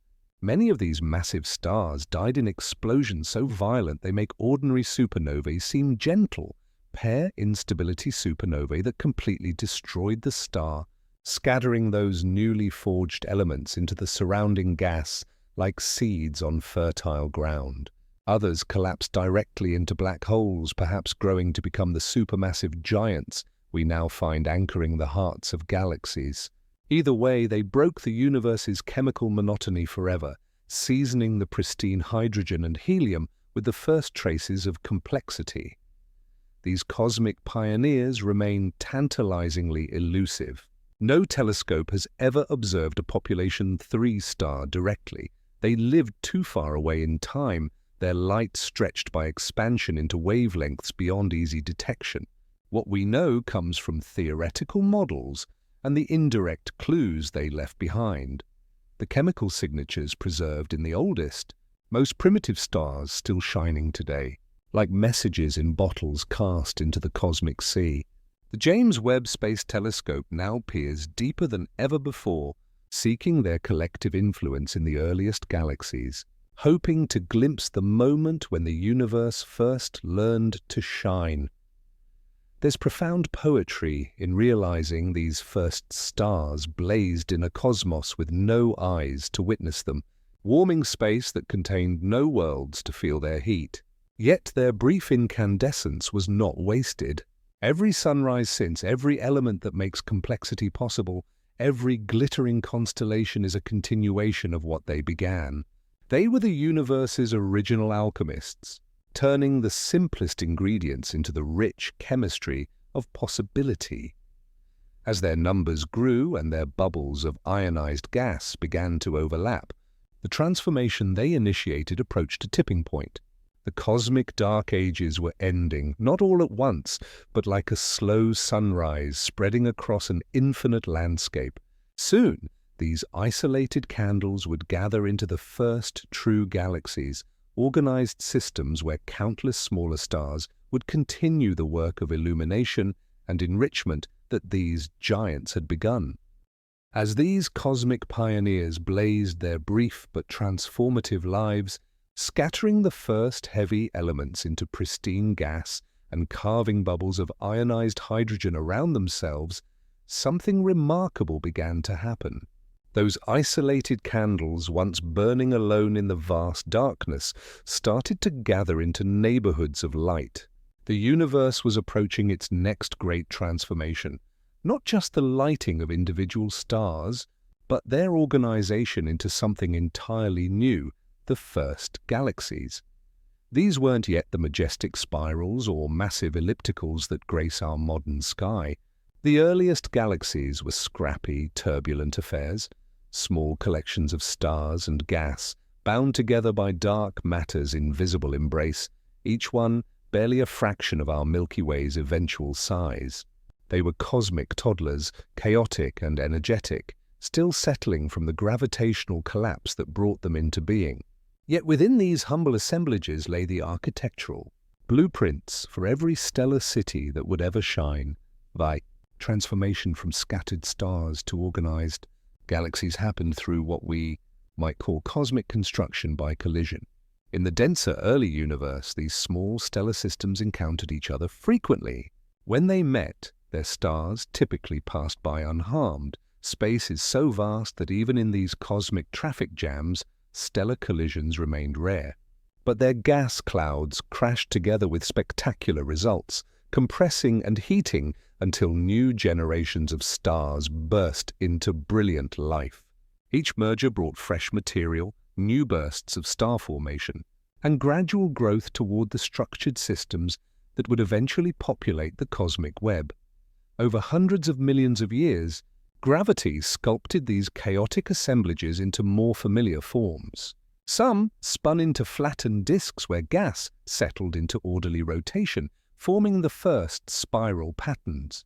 Others, shaped by more violent encounters, became irregular or elliptical. The stellar feedback from massive stars, their winds and eventual supernova explosions, played a crucial role as cosmic regulators, preventing galaxies from burning through their gas too quickly while stirring and enriching the interstellar medium with heavy elements. But the light of these newborn galaxies had a mission far grander than illuminating their immediate neighborhoods. The universe still wore a second veil, different from the plasma fog that had cleared during recombination, but equally opaque. This was neutral hydrogen gas filling the spaces between galaxies, absorbing ultraviolet light and making the cosmos effectively murky beyond local regions. For the universe to become fully transparent, this intergalactic medium needed to be ionized, its electrons stripped away by energetic radiation. This grand transition, known as the epoch of rionization, began as those first massive stars and their galactic descendants poured ultraviolet light into space. Picture it as a slow sunrise on a cosmic scale, isolated pockets of ionized gas forming around young galaxies like bubbles of clarity in an otherwise foggy sea. As more galaxies ignited, these bubbles grew and merged, overlapping until entire regions became transparent. It was a patchwork dawn, with bright corridors of clarity spreading through the neutral hydrogen-like light, gradually conquering shadow. The process unfolded over several 100 million years, beginning perhaps 400 million years after the Big Bang and largely completing by about 1 billion years. Some regions cleared earlier than others, depending on where galaxies formed most densely. The most dramatic beacons in this transformation were quasars, supermassive black holes at galactic centers, gorging on infalling gas and shining with brilliance that outshone entire galaxies. Their fierce radiation carved larger tunnels of ionized gas through the cosmic fog. Modern astronomers piece together this epic story through elegant detective work. The light from distant quasars acts as a cosmic probe, revealing how much neutral hydrogen it encountered during its billion-year journey to our telescopes. The characteristic absorption features show that by roughly 1 billion years after the Big Bang, the second fog had largely lifted. Even more subtly, radio telescopes listen for the faint 21-centimeter whisper of neutral hydrogen itself, hoping to map how that signal dimmed as bubbles of transparency spread across the early sky. By the end of rayonization, the universe had taken on a much more familiar appearance. Light could travel freely across cosmic distances, revealing a cosmos filled with countless galaxies tracing the luminous threads of the cosmic web. The cosmic dark ages had truly ended, replaced by an era where the fundamental structures of creation were brightly illuminated.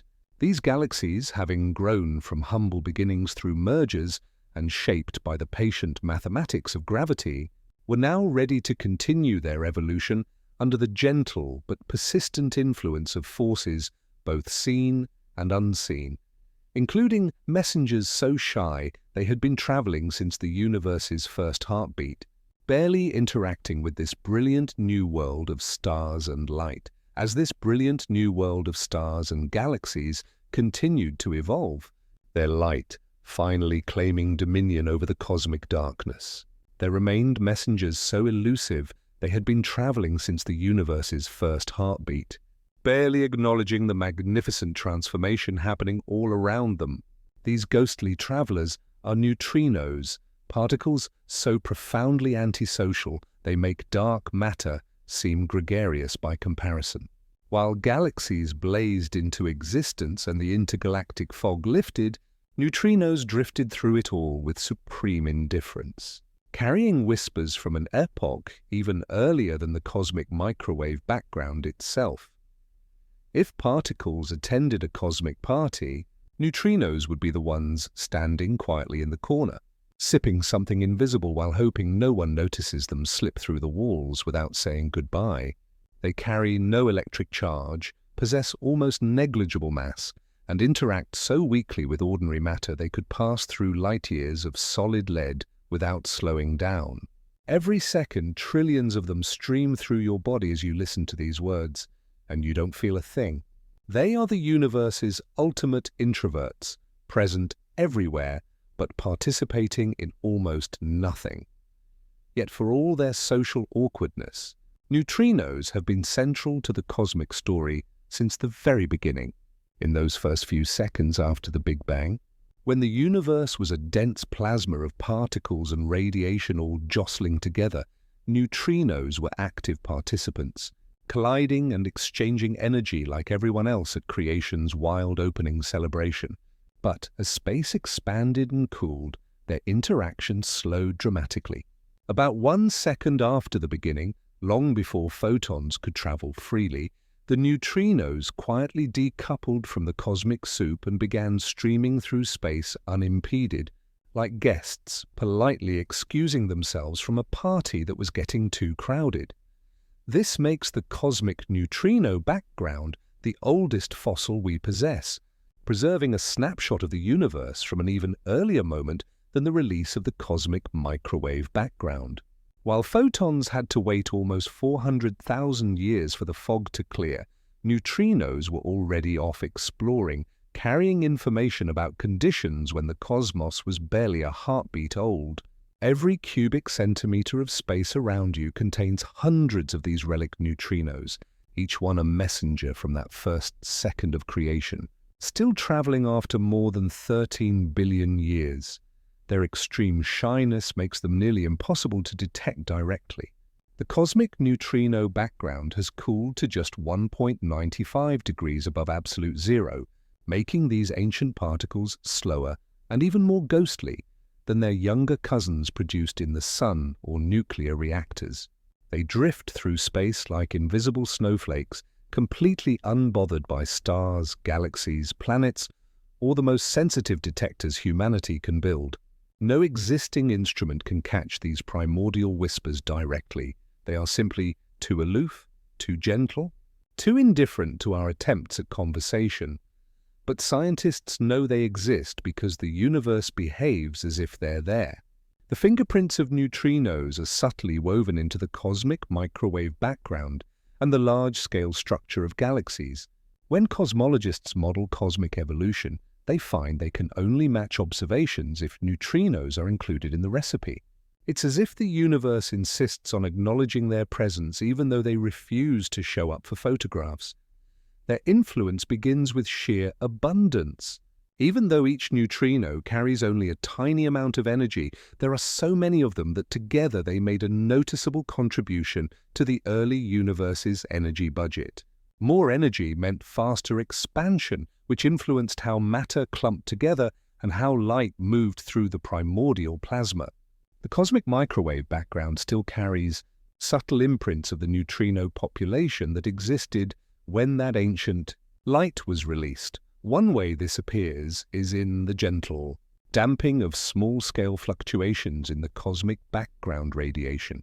Because neutrinos move at nearly light speed, they tend to smooth out density variations as they stream across space, acting like cosmic anti-clumping agents that iron out some of the smaller wrinkles in matter's fabric.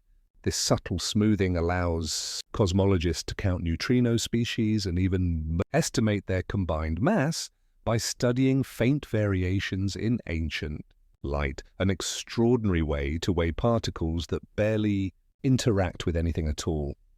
As galaxies began forming along the cosmic web, neutrinos continued their quiet influence from the sidelines. When matter started gathering into filaments and nodes, neutrinos resisted falling into gravitational wells. Their lightness and speed prevented them from contributing much to structure formation on small scales, acting as a cosmic brake that slightly slowed galaxy growth. Without their subtle presence, the universe would look measurably different. Even today, neutrinos remain windows into physics beyond our current understanding. For decades, scientists assumed they were completely massless, but experiments revealed they oscillate between different types, a quantum chameleon act only possible if they have mass, however tiny. That discovery alone confirmed our standard model of particle physics is incomplete. There's quiet poetry in how something so intangible has shaped everything tangible. Neutrinos don't shine, don't bind atoms, and barely acknowledge other particles exist. Yet they help decide how galaxies arrange themselves across billions of light years, influencing outcomes without seeking attention. They are the universe's background music, always playing, rarely noticed, but impossible to remove without changing the entire cosmic symphony. As these shy messengers continue their eternal drift through space, they remind us that the cosmic story involves not just the bright and dramatic, but also the quiet voices that keep time. Yet even their ancient journey pales beside an earlier mystery, the profound asymmetry that allowed anything to exist at all.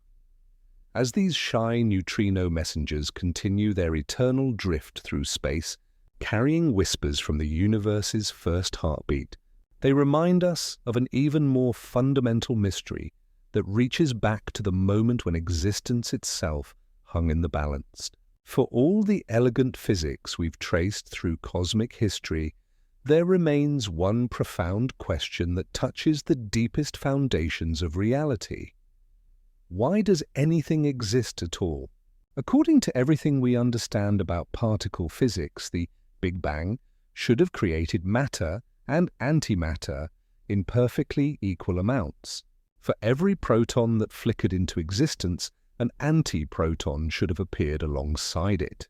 For every electron or positron, these particle pairs are identical twins in every respect except their electric charge, and when they meet, they annihilate each other completely, converting their entire mass into pure energy with perfect efficiency.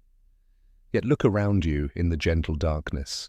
The pillow beneath your head, the air you're breathing, every star visible through your window, everything you can observe is made of matter, not antimatter. If perfect symmetry had prevailed, Matter and antimatter would have found each other almost immediately in the dense early universe and erased themselves in spectacular flashes of annihilation. The cosmos would have become a featureless ocean of photons devoid of atoms, chemistry, or the long story of complexity that followed. So how did matter win this cosmic coin flip? The answer lies in one of nature's most delicate asymmetries, a bias so subtle it amounts to just one extra matter particle for every billion matter-antimatter pairs that destroyed each other. That tiny imbalance was enough. As the universe cooled and the great annihilation occurred, that minuscule excess of matter survived to become everything we know. Every atom in your body represents a survivor of that primordial battle between something and nothing. Soviet physicist Andrei Sakharov outlined the basic requirements any solution must satisfy. The laws of physics must allow processes that treat matter and antimatter slightly differently, violations of what physicists call CP symmetry. There must be reactions that can change the total number of matter particles, not just shuffle them around. And these processes must occur out of thermal equilibrium. When the universe isn't in perfect balance and reactions can't simply run forward and backward at equal rates, we know CP symmetry can be violated because we've observed it in the decays of certain exotic particles like kaons and B mesons. Nature does distinguish between matter and antimatter, but the known violations are far too small to explain the cosmic asymmetry we observe. It's as though a recipe calls for a cup of asymmetry, but we can only find a teaspoon in our current understanding. One compelling possibility involves those same elusive neutrinos we've been following through cosmic history. In a scenario called leptogenesis, the early universe may have contained heavy, unstable neutrinos that decayed in ways that slightly favored matter over antimatter.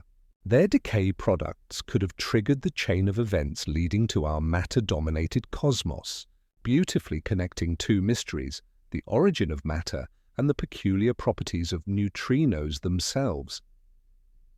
Other possibilities reach beyond our current theories entirely, invoking new particles or forces that operated only during the universe's earliest moments.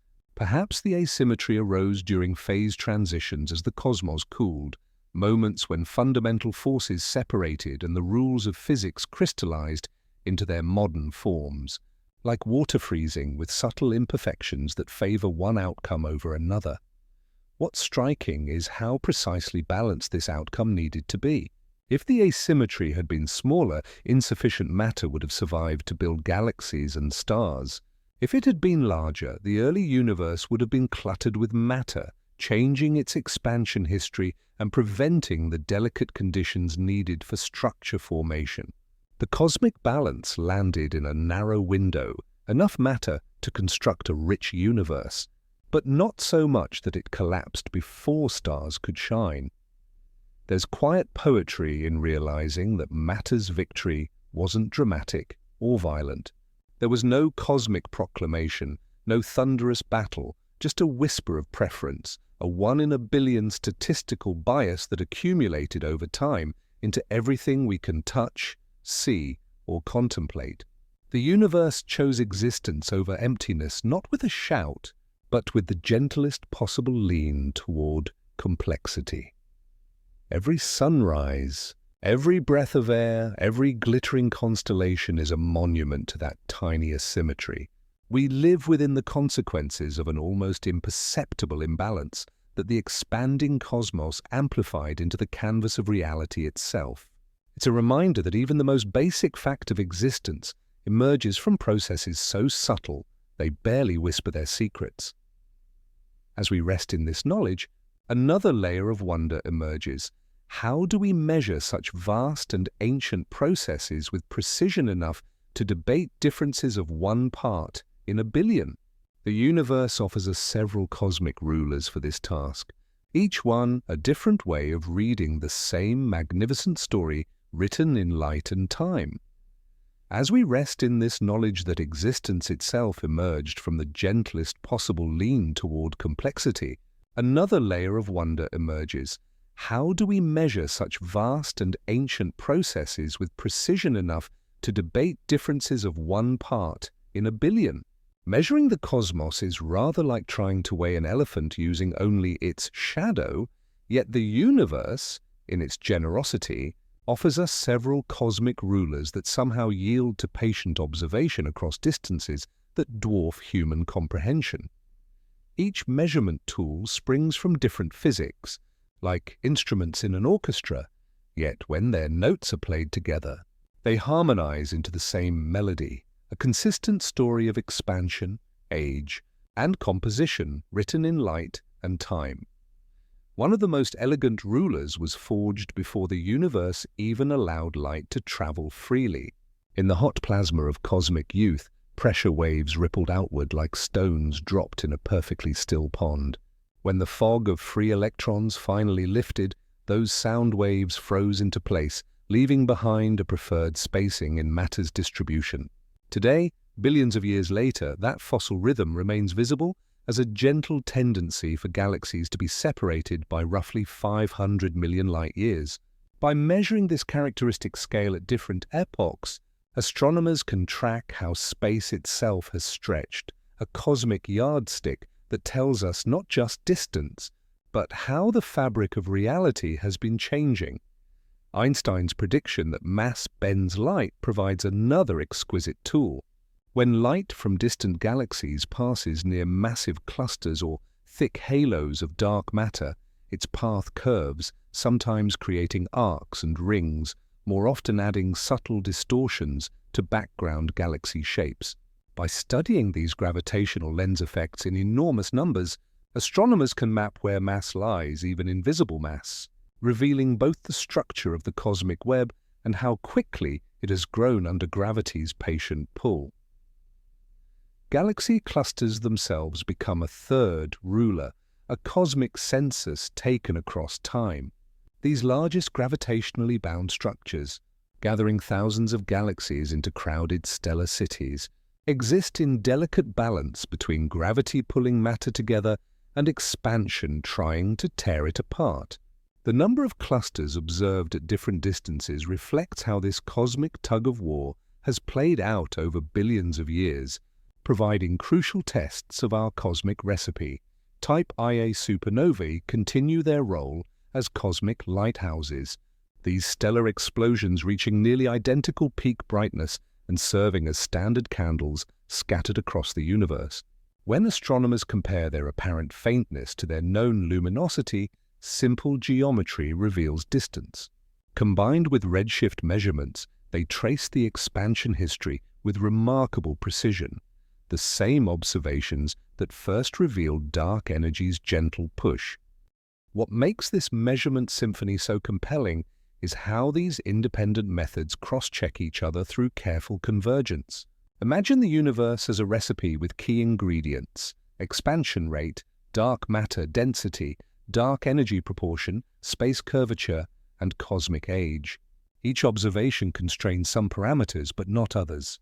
By comparing how different datasets overlap, cosmologists gradually narrow down the exact cosmic recipe through patient refinement. The process resembles adjusting a complex dish by taste. One measurement suggests slightly more dark matter, another hints at different expansion rates, while a third points toward specific geometry. Gradually, the parameters converge until synthetic universe models match real observations across vast ranges of scale and time. When you hear that the universe is 13.8 billion years old, or that dark energy comprises 68% of cosmic energy, those numbers emerge from this cross-validation process.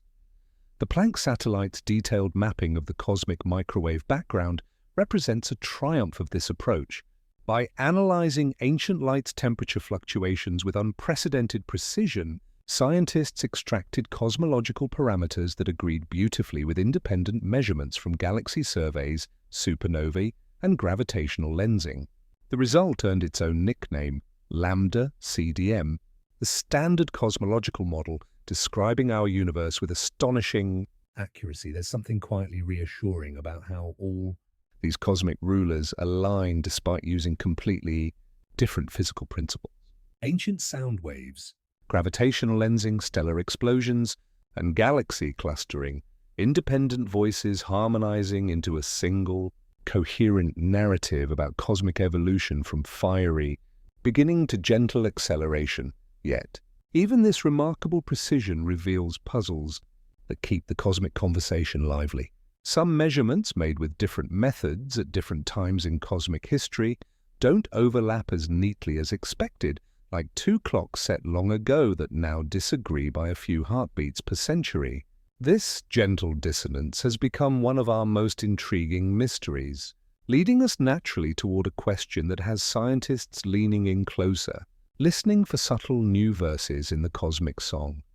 That gentle dissonance between cosmic rulers feels like standing in a quiet room with two finely crafted clocks, each ticking with exquisite precision, yet drifting out of sync by the faintest beat. Both are trusted, both are careful, and both claim to tell time correctly. The number they're trying to agree on is the Hubble constant, the rate at which the universe expands today, connecting how far a galaxy sits from us to how quickly it appears to recede as space stretches.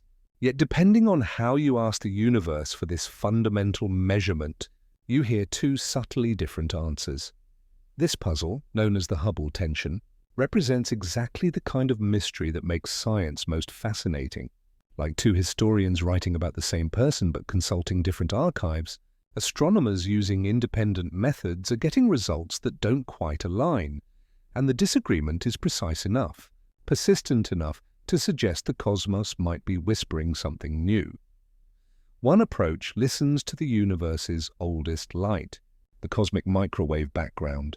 By reading the temperature ripples imprinted when the cosmos was just 380,000 years old and interpreting them through our well-tested cosmological model, scientists calculate an expansion rate of about 67 kilometers per second per megaparsec.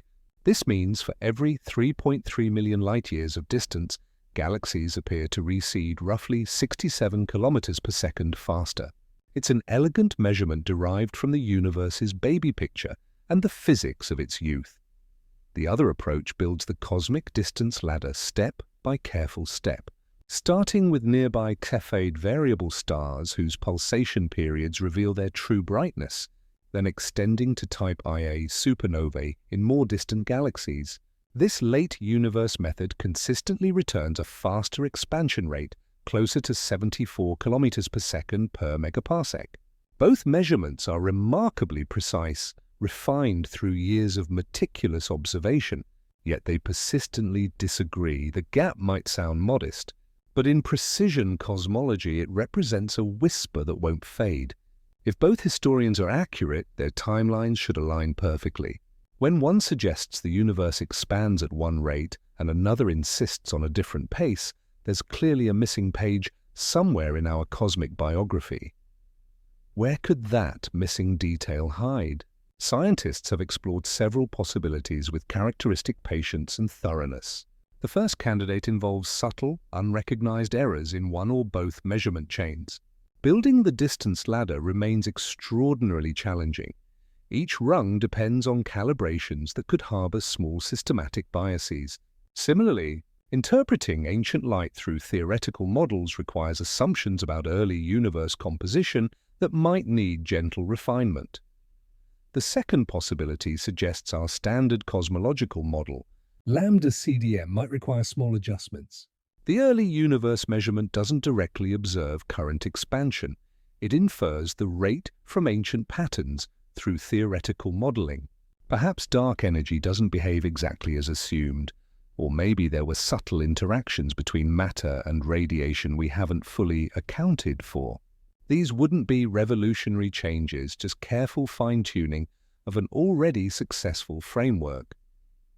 The third and most intriguing possibility is that the Hubble tension signals genuinely new physics. Some theorists propose that dark energy's properties evolved over cosmic time, becoming influential earlier than expected. Others suggest brief episodes of early dark energy that altered expansion before fading away. There are even ideas involving new particles or modifications to gravity's behavior across cosmic scales. What makes this scientific moment beautiful is the spirit of collaboration rather than competition. Instead of camps defending preferred solutions, teams share data, compare calibrations, and check assumptions together. The disagreement unfolds within a framework of cooperation, with scientists aware they might be glimpsing the edge of current understanding, always the most thrilling place to stand in discovery. New observations continue sharpening the picture. The James Webb Space Telescope refines distance measurements with unprecedented clarity, while upcoming surveys promise entirely new ways to measure cosmic expansion through gravitational lensing and galaxy clustering. The Vera Rubin Observatory will map billions of galaxies, and missions like Euclid will read space's geometry through subtle distortions. Each dataset might resolve the tension or deepen it. Either outcome would be scientifically valuable. There's quiet poetry in this process. The universe has offered cosmologists a gentle riddle, and they're responding exactly as scientists always have, with patience, precision, and the excitement that comes from not yet knowing the answer. Whether this mystery leads to refined measurements, adjusted models, or genuinely new physics, it demonstrates how science advances through careful attention to details that don't quite fit. The Hubble tension reminds us that even our most successful cosmic story, built on decades of converging evidence, still has room for surprise. And perhaps that's exactly as it should be. A universe that reveals its deepest secrets gradually, keeping just enough mystery alive to guide us toward even grander understanding of how everything began and where it's all heading. In the gentle acceleration of space and time, that gentle dissonance between cosmic measurements, like two finely crafted clocks drifting out of sync by the faintest beat, reminds us that even our most successful cosmic story has always welcomed company. The Big Bang model, elegant and well-supported though it is, has never stood in isolation. From the moment it was first proposed, thoughtful minds have wondered whether the universe might tell its origin story in entirely different ways. Tales of eternal cycling, steady states, or quantum births that sidestep the question of absolute beginnings altogether. In the mid-20th century, not everyone felt comfortable with a universe that had a definitive starting point. The notion that time itself might have begun felt uncomfortably close to theology for some scientific minds. In 1948, three British physicists, Fred Hoyle, Hermann Bondi, and Thomas Gold, proposed an elegant alternative, the steady-state theory. In their vision, the universe expands eternally, but its overall appearance never changes. As galaxies drift apart, new matter continuously creates itself from empty space to fill the gaps, maintaining constant cosmic density across infinite time. The steady-state model possessed philosophical appeal that resonated deeply. It eliminated awkward questions about what came before by replacing them with infinite continuity, a cosmos eternal and self-sustaining, without beginning or end. For nearly 2 decades, it competed seriously with the Big Bang idea, both models successfully predicting cosmic expansion while differing in their deeper implications about time and creation. The balance tipped decisively in 1965 when Penzias and Wilson discovered the cosmic microwave background, that faint afterglow of a hot, dense, early universe. The steady-state theory simply couldn't account for such ancient radiation, while Big Bang cosmology had predicted it with remarkable precision. It was one of those quiet but decisive moments, when nature gently closed one chapter while opening another toward our current understanding. Yet the desire for cosmic models without singular beginnings never entirely faded. New alternatives emerged, each attempting to smooth the rougher edges of creation's story. Among the most intriguing are cyclic or bouncing universe models, where expansion and contraction occur in endless succession. Instead of beginning with a singular explosion, the cosmos might collapse from a previous state, bounce at maximum compression, then expand again, an eternal heartbeat of creation and renewal stretching across eons.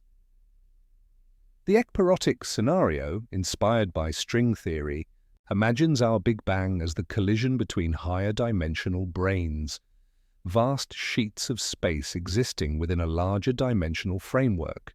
It's a beautiful concept that blends cutting-edge mathematics with cosmological observation, suggesting our three-dimensional universe might be just one surface floating within much grander architecture. Even more speculative are quantum cosmology approaches that question whether the universe began with a true singularity at all. These models attempt to describe creation using quantum mechanics, suggesting the Big Bang might represent a transition rather than an absolute beginning. In some scenarios, before doesn't mean time stretching backward, but rather a realm where time, space, and matter, as we understand them, simply didn't exist. Yet, perhaps a timeless quantum foam of possibilities, or a wave function describing all potential universes. Simultaneously, these alternatives possess obvious appeal, sidestepping uncomfortable questions about ultimate origins while offering natural explanations for cosmic smoothness without requiring inflation's exponential expansion. However, they face formidable observational challenges.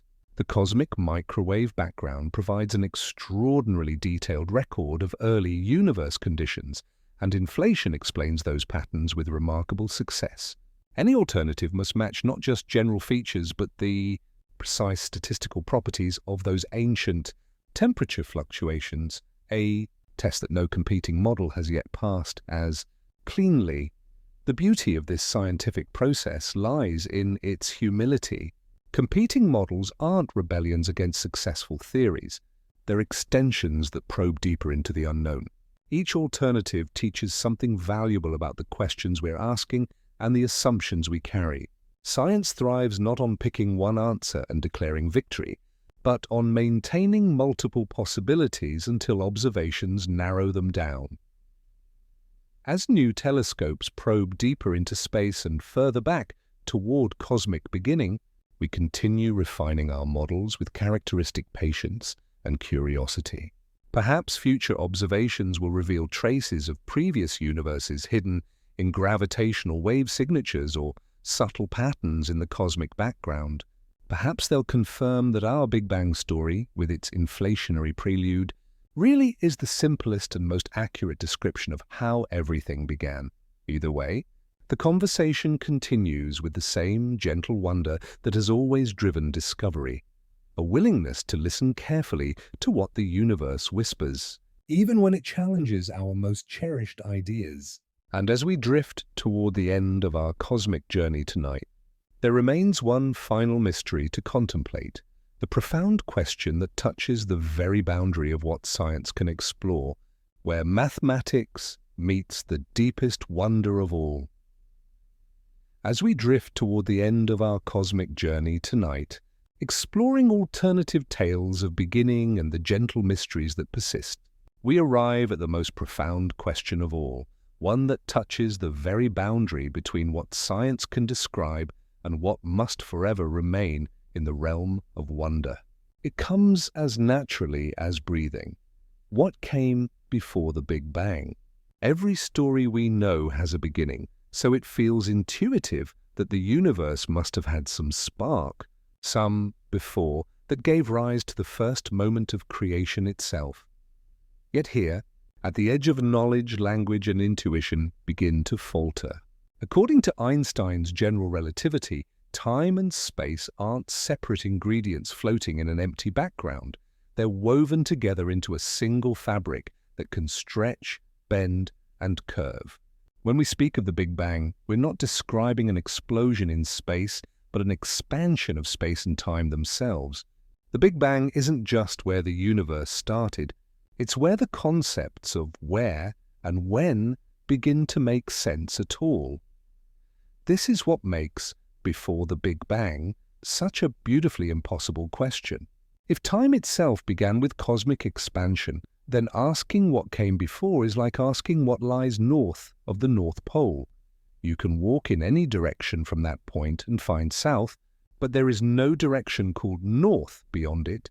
It's simply where the map of direction ceases to be meaningful. The same may be true of time itself.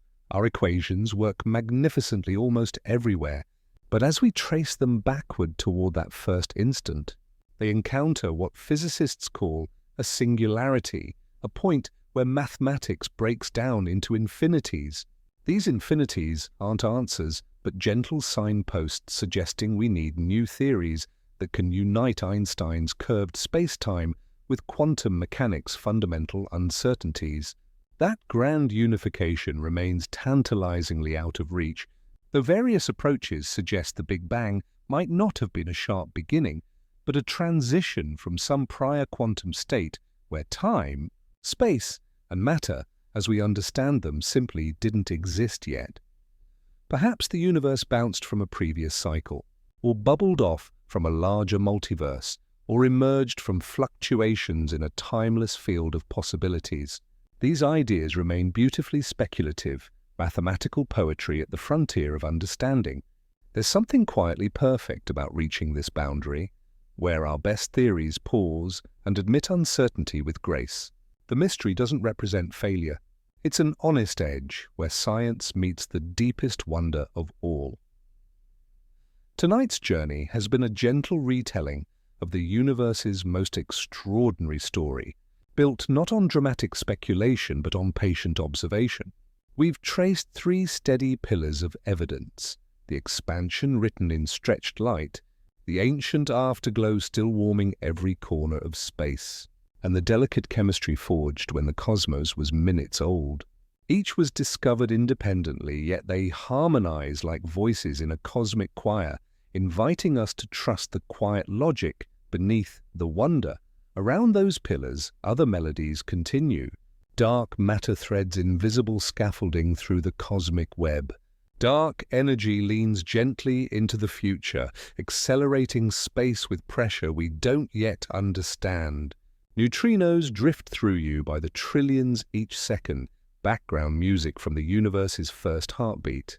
The smallest quantum tremors, once tinier than imagination, became the largest structures ever built, as if a whisper were enough to raise cathedrals of stars. In science, the unknown isn't a void, but a room with lights turned low, waiting for our eyes to adjust. The questions that remain, the Hubble tension, the nature of dark forces, the mystery of before, aren't failures but open doors, making space for wonder to continue alongside knowledge. So let the instruments rest now. Imagine that first light, once blinding, now stretched thin by time into the gentlest microwave glow, washing silently through your room. It threads between breaths, settles like dusk on everything you know, carrying all of history, the first ripples, the first atoms, the first sparks that became suns and seas, and the soft ticking of bedroom clocks. Let your breathing take the rhythm of cosmic expansion, in like gravity gathering matter into bright knots, out like space widening its patient distances. The universe has been practicing this cadence for 13.8 billion years, and tonight it asks nothing of you. The galaxies will continue their drift, the cosmic web will hold, the background will whisper its steady warmth. You can rest in the knowledge that you're made of stellar ash, warmed by ancient light, drifting through space on a world that traces invisible threads through the cosmic web. A story begun in mystery continues in wonder, carrying you gently towards sleep beneath the same eternal stars that once emerged from the universe's very first dawn.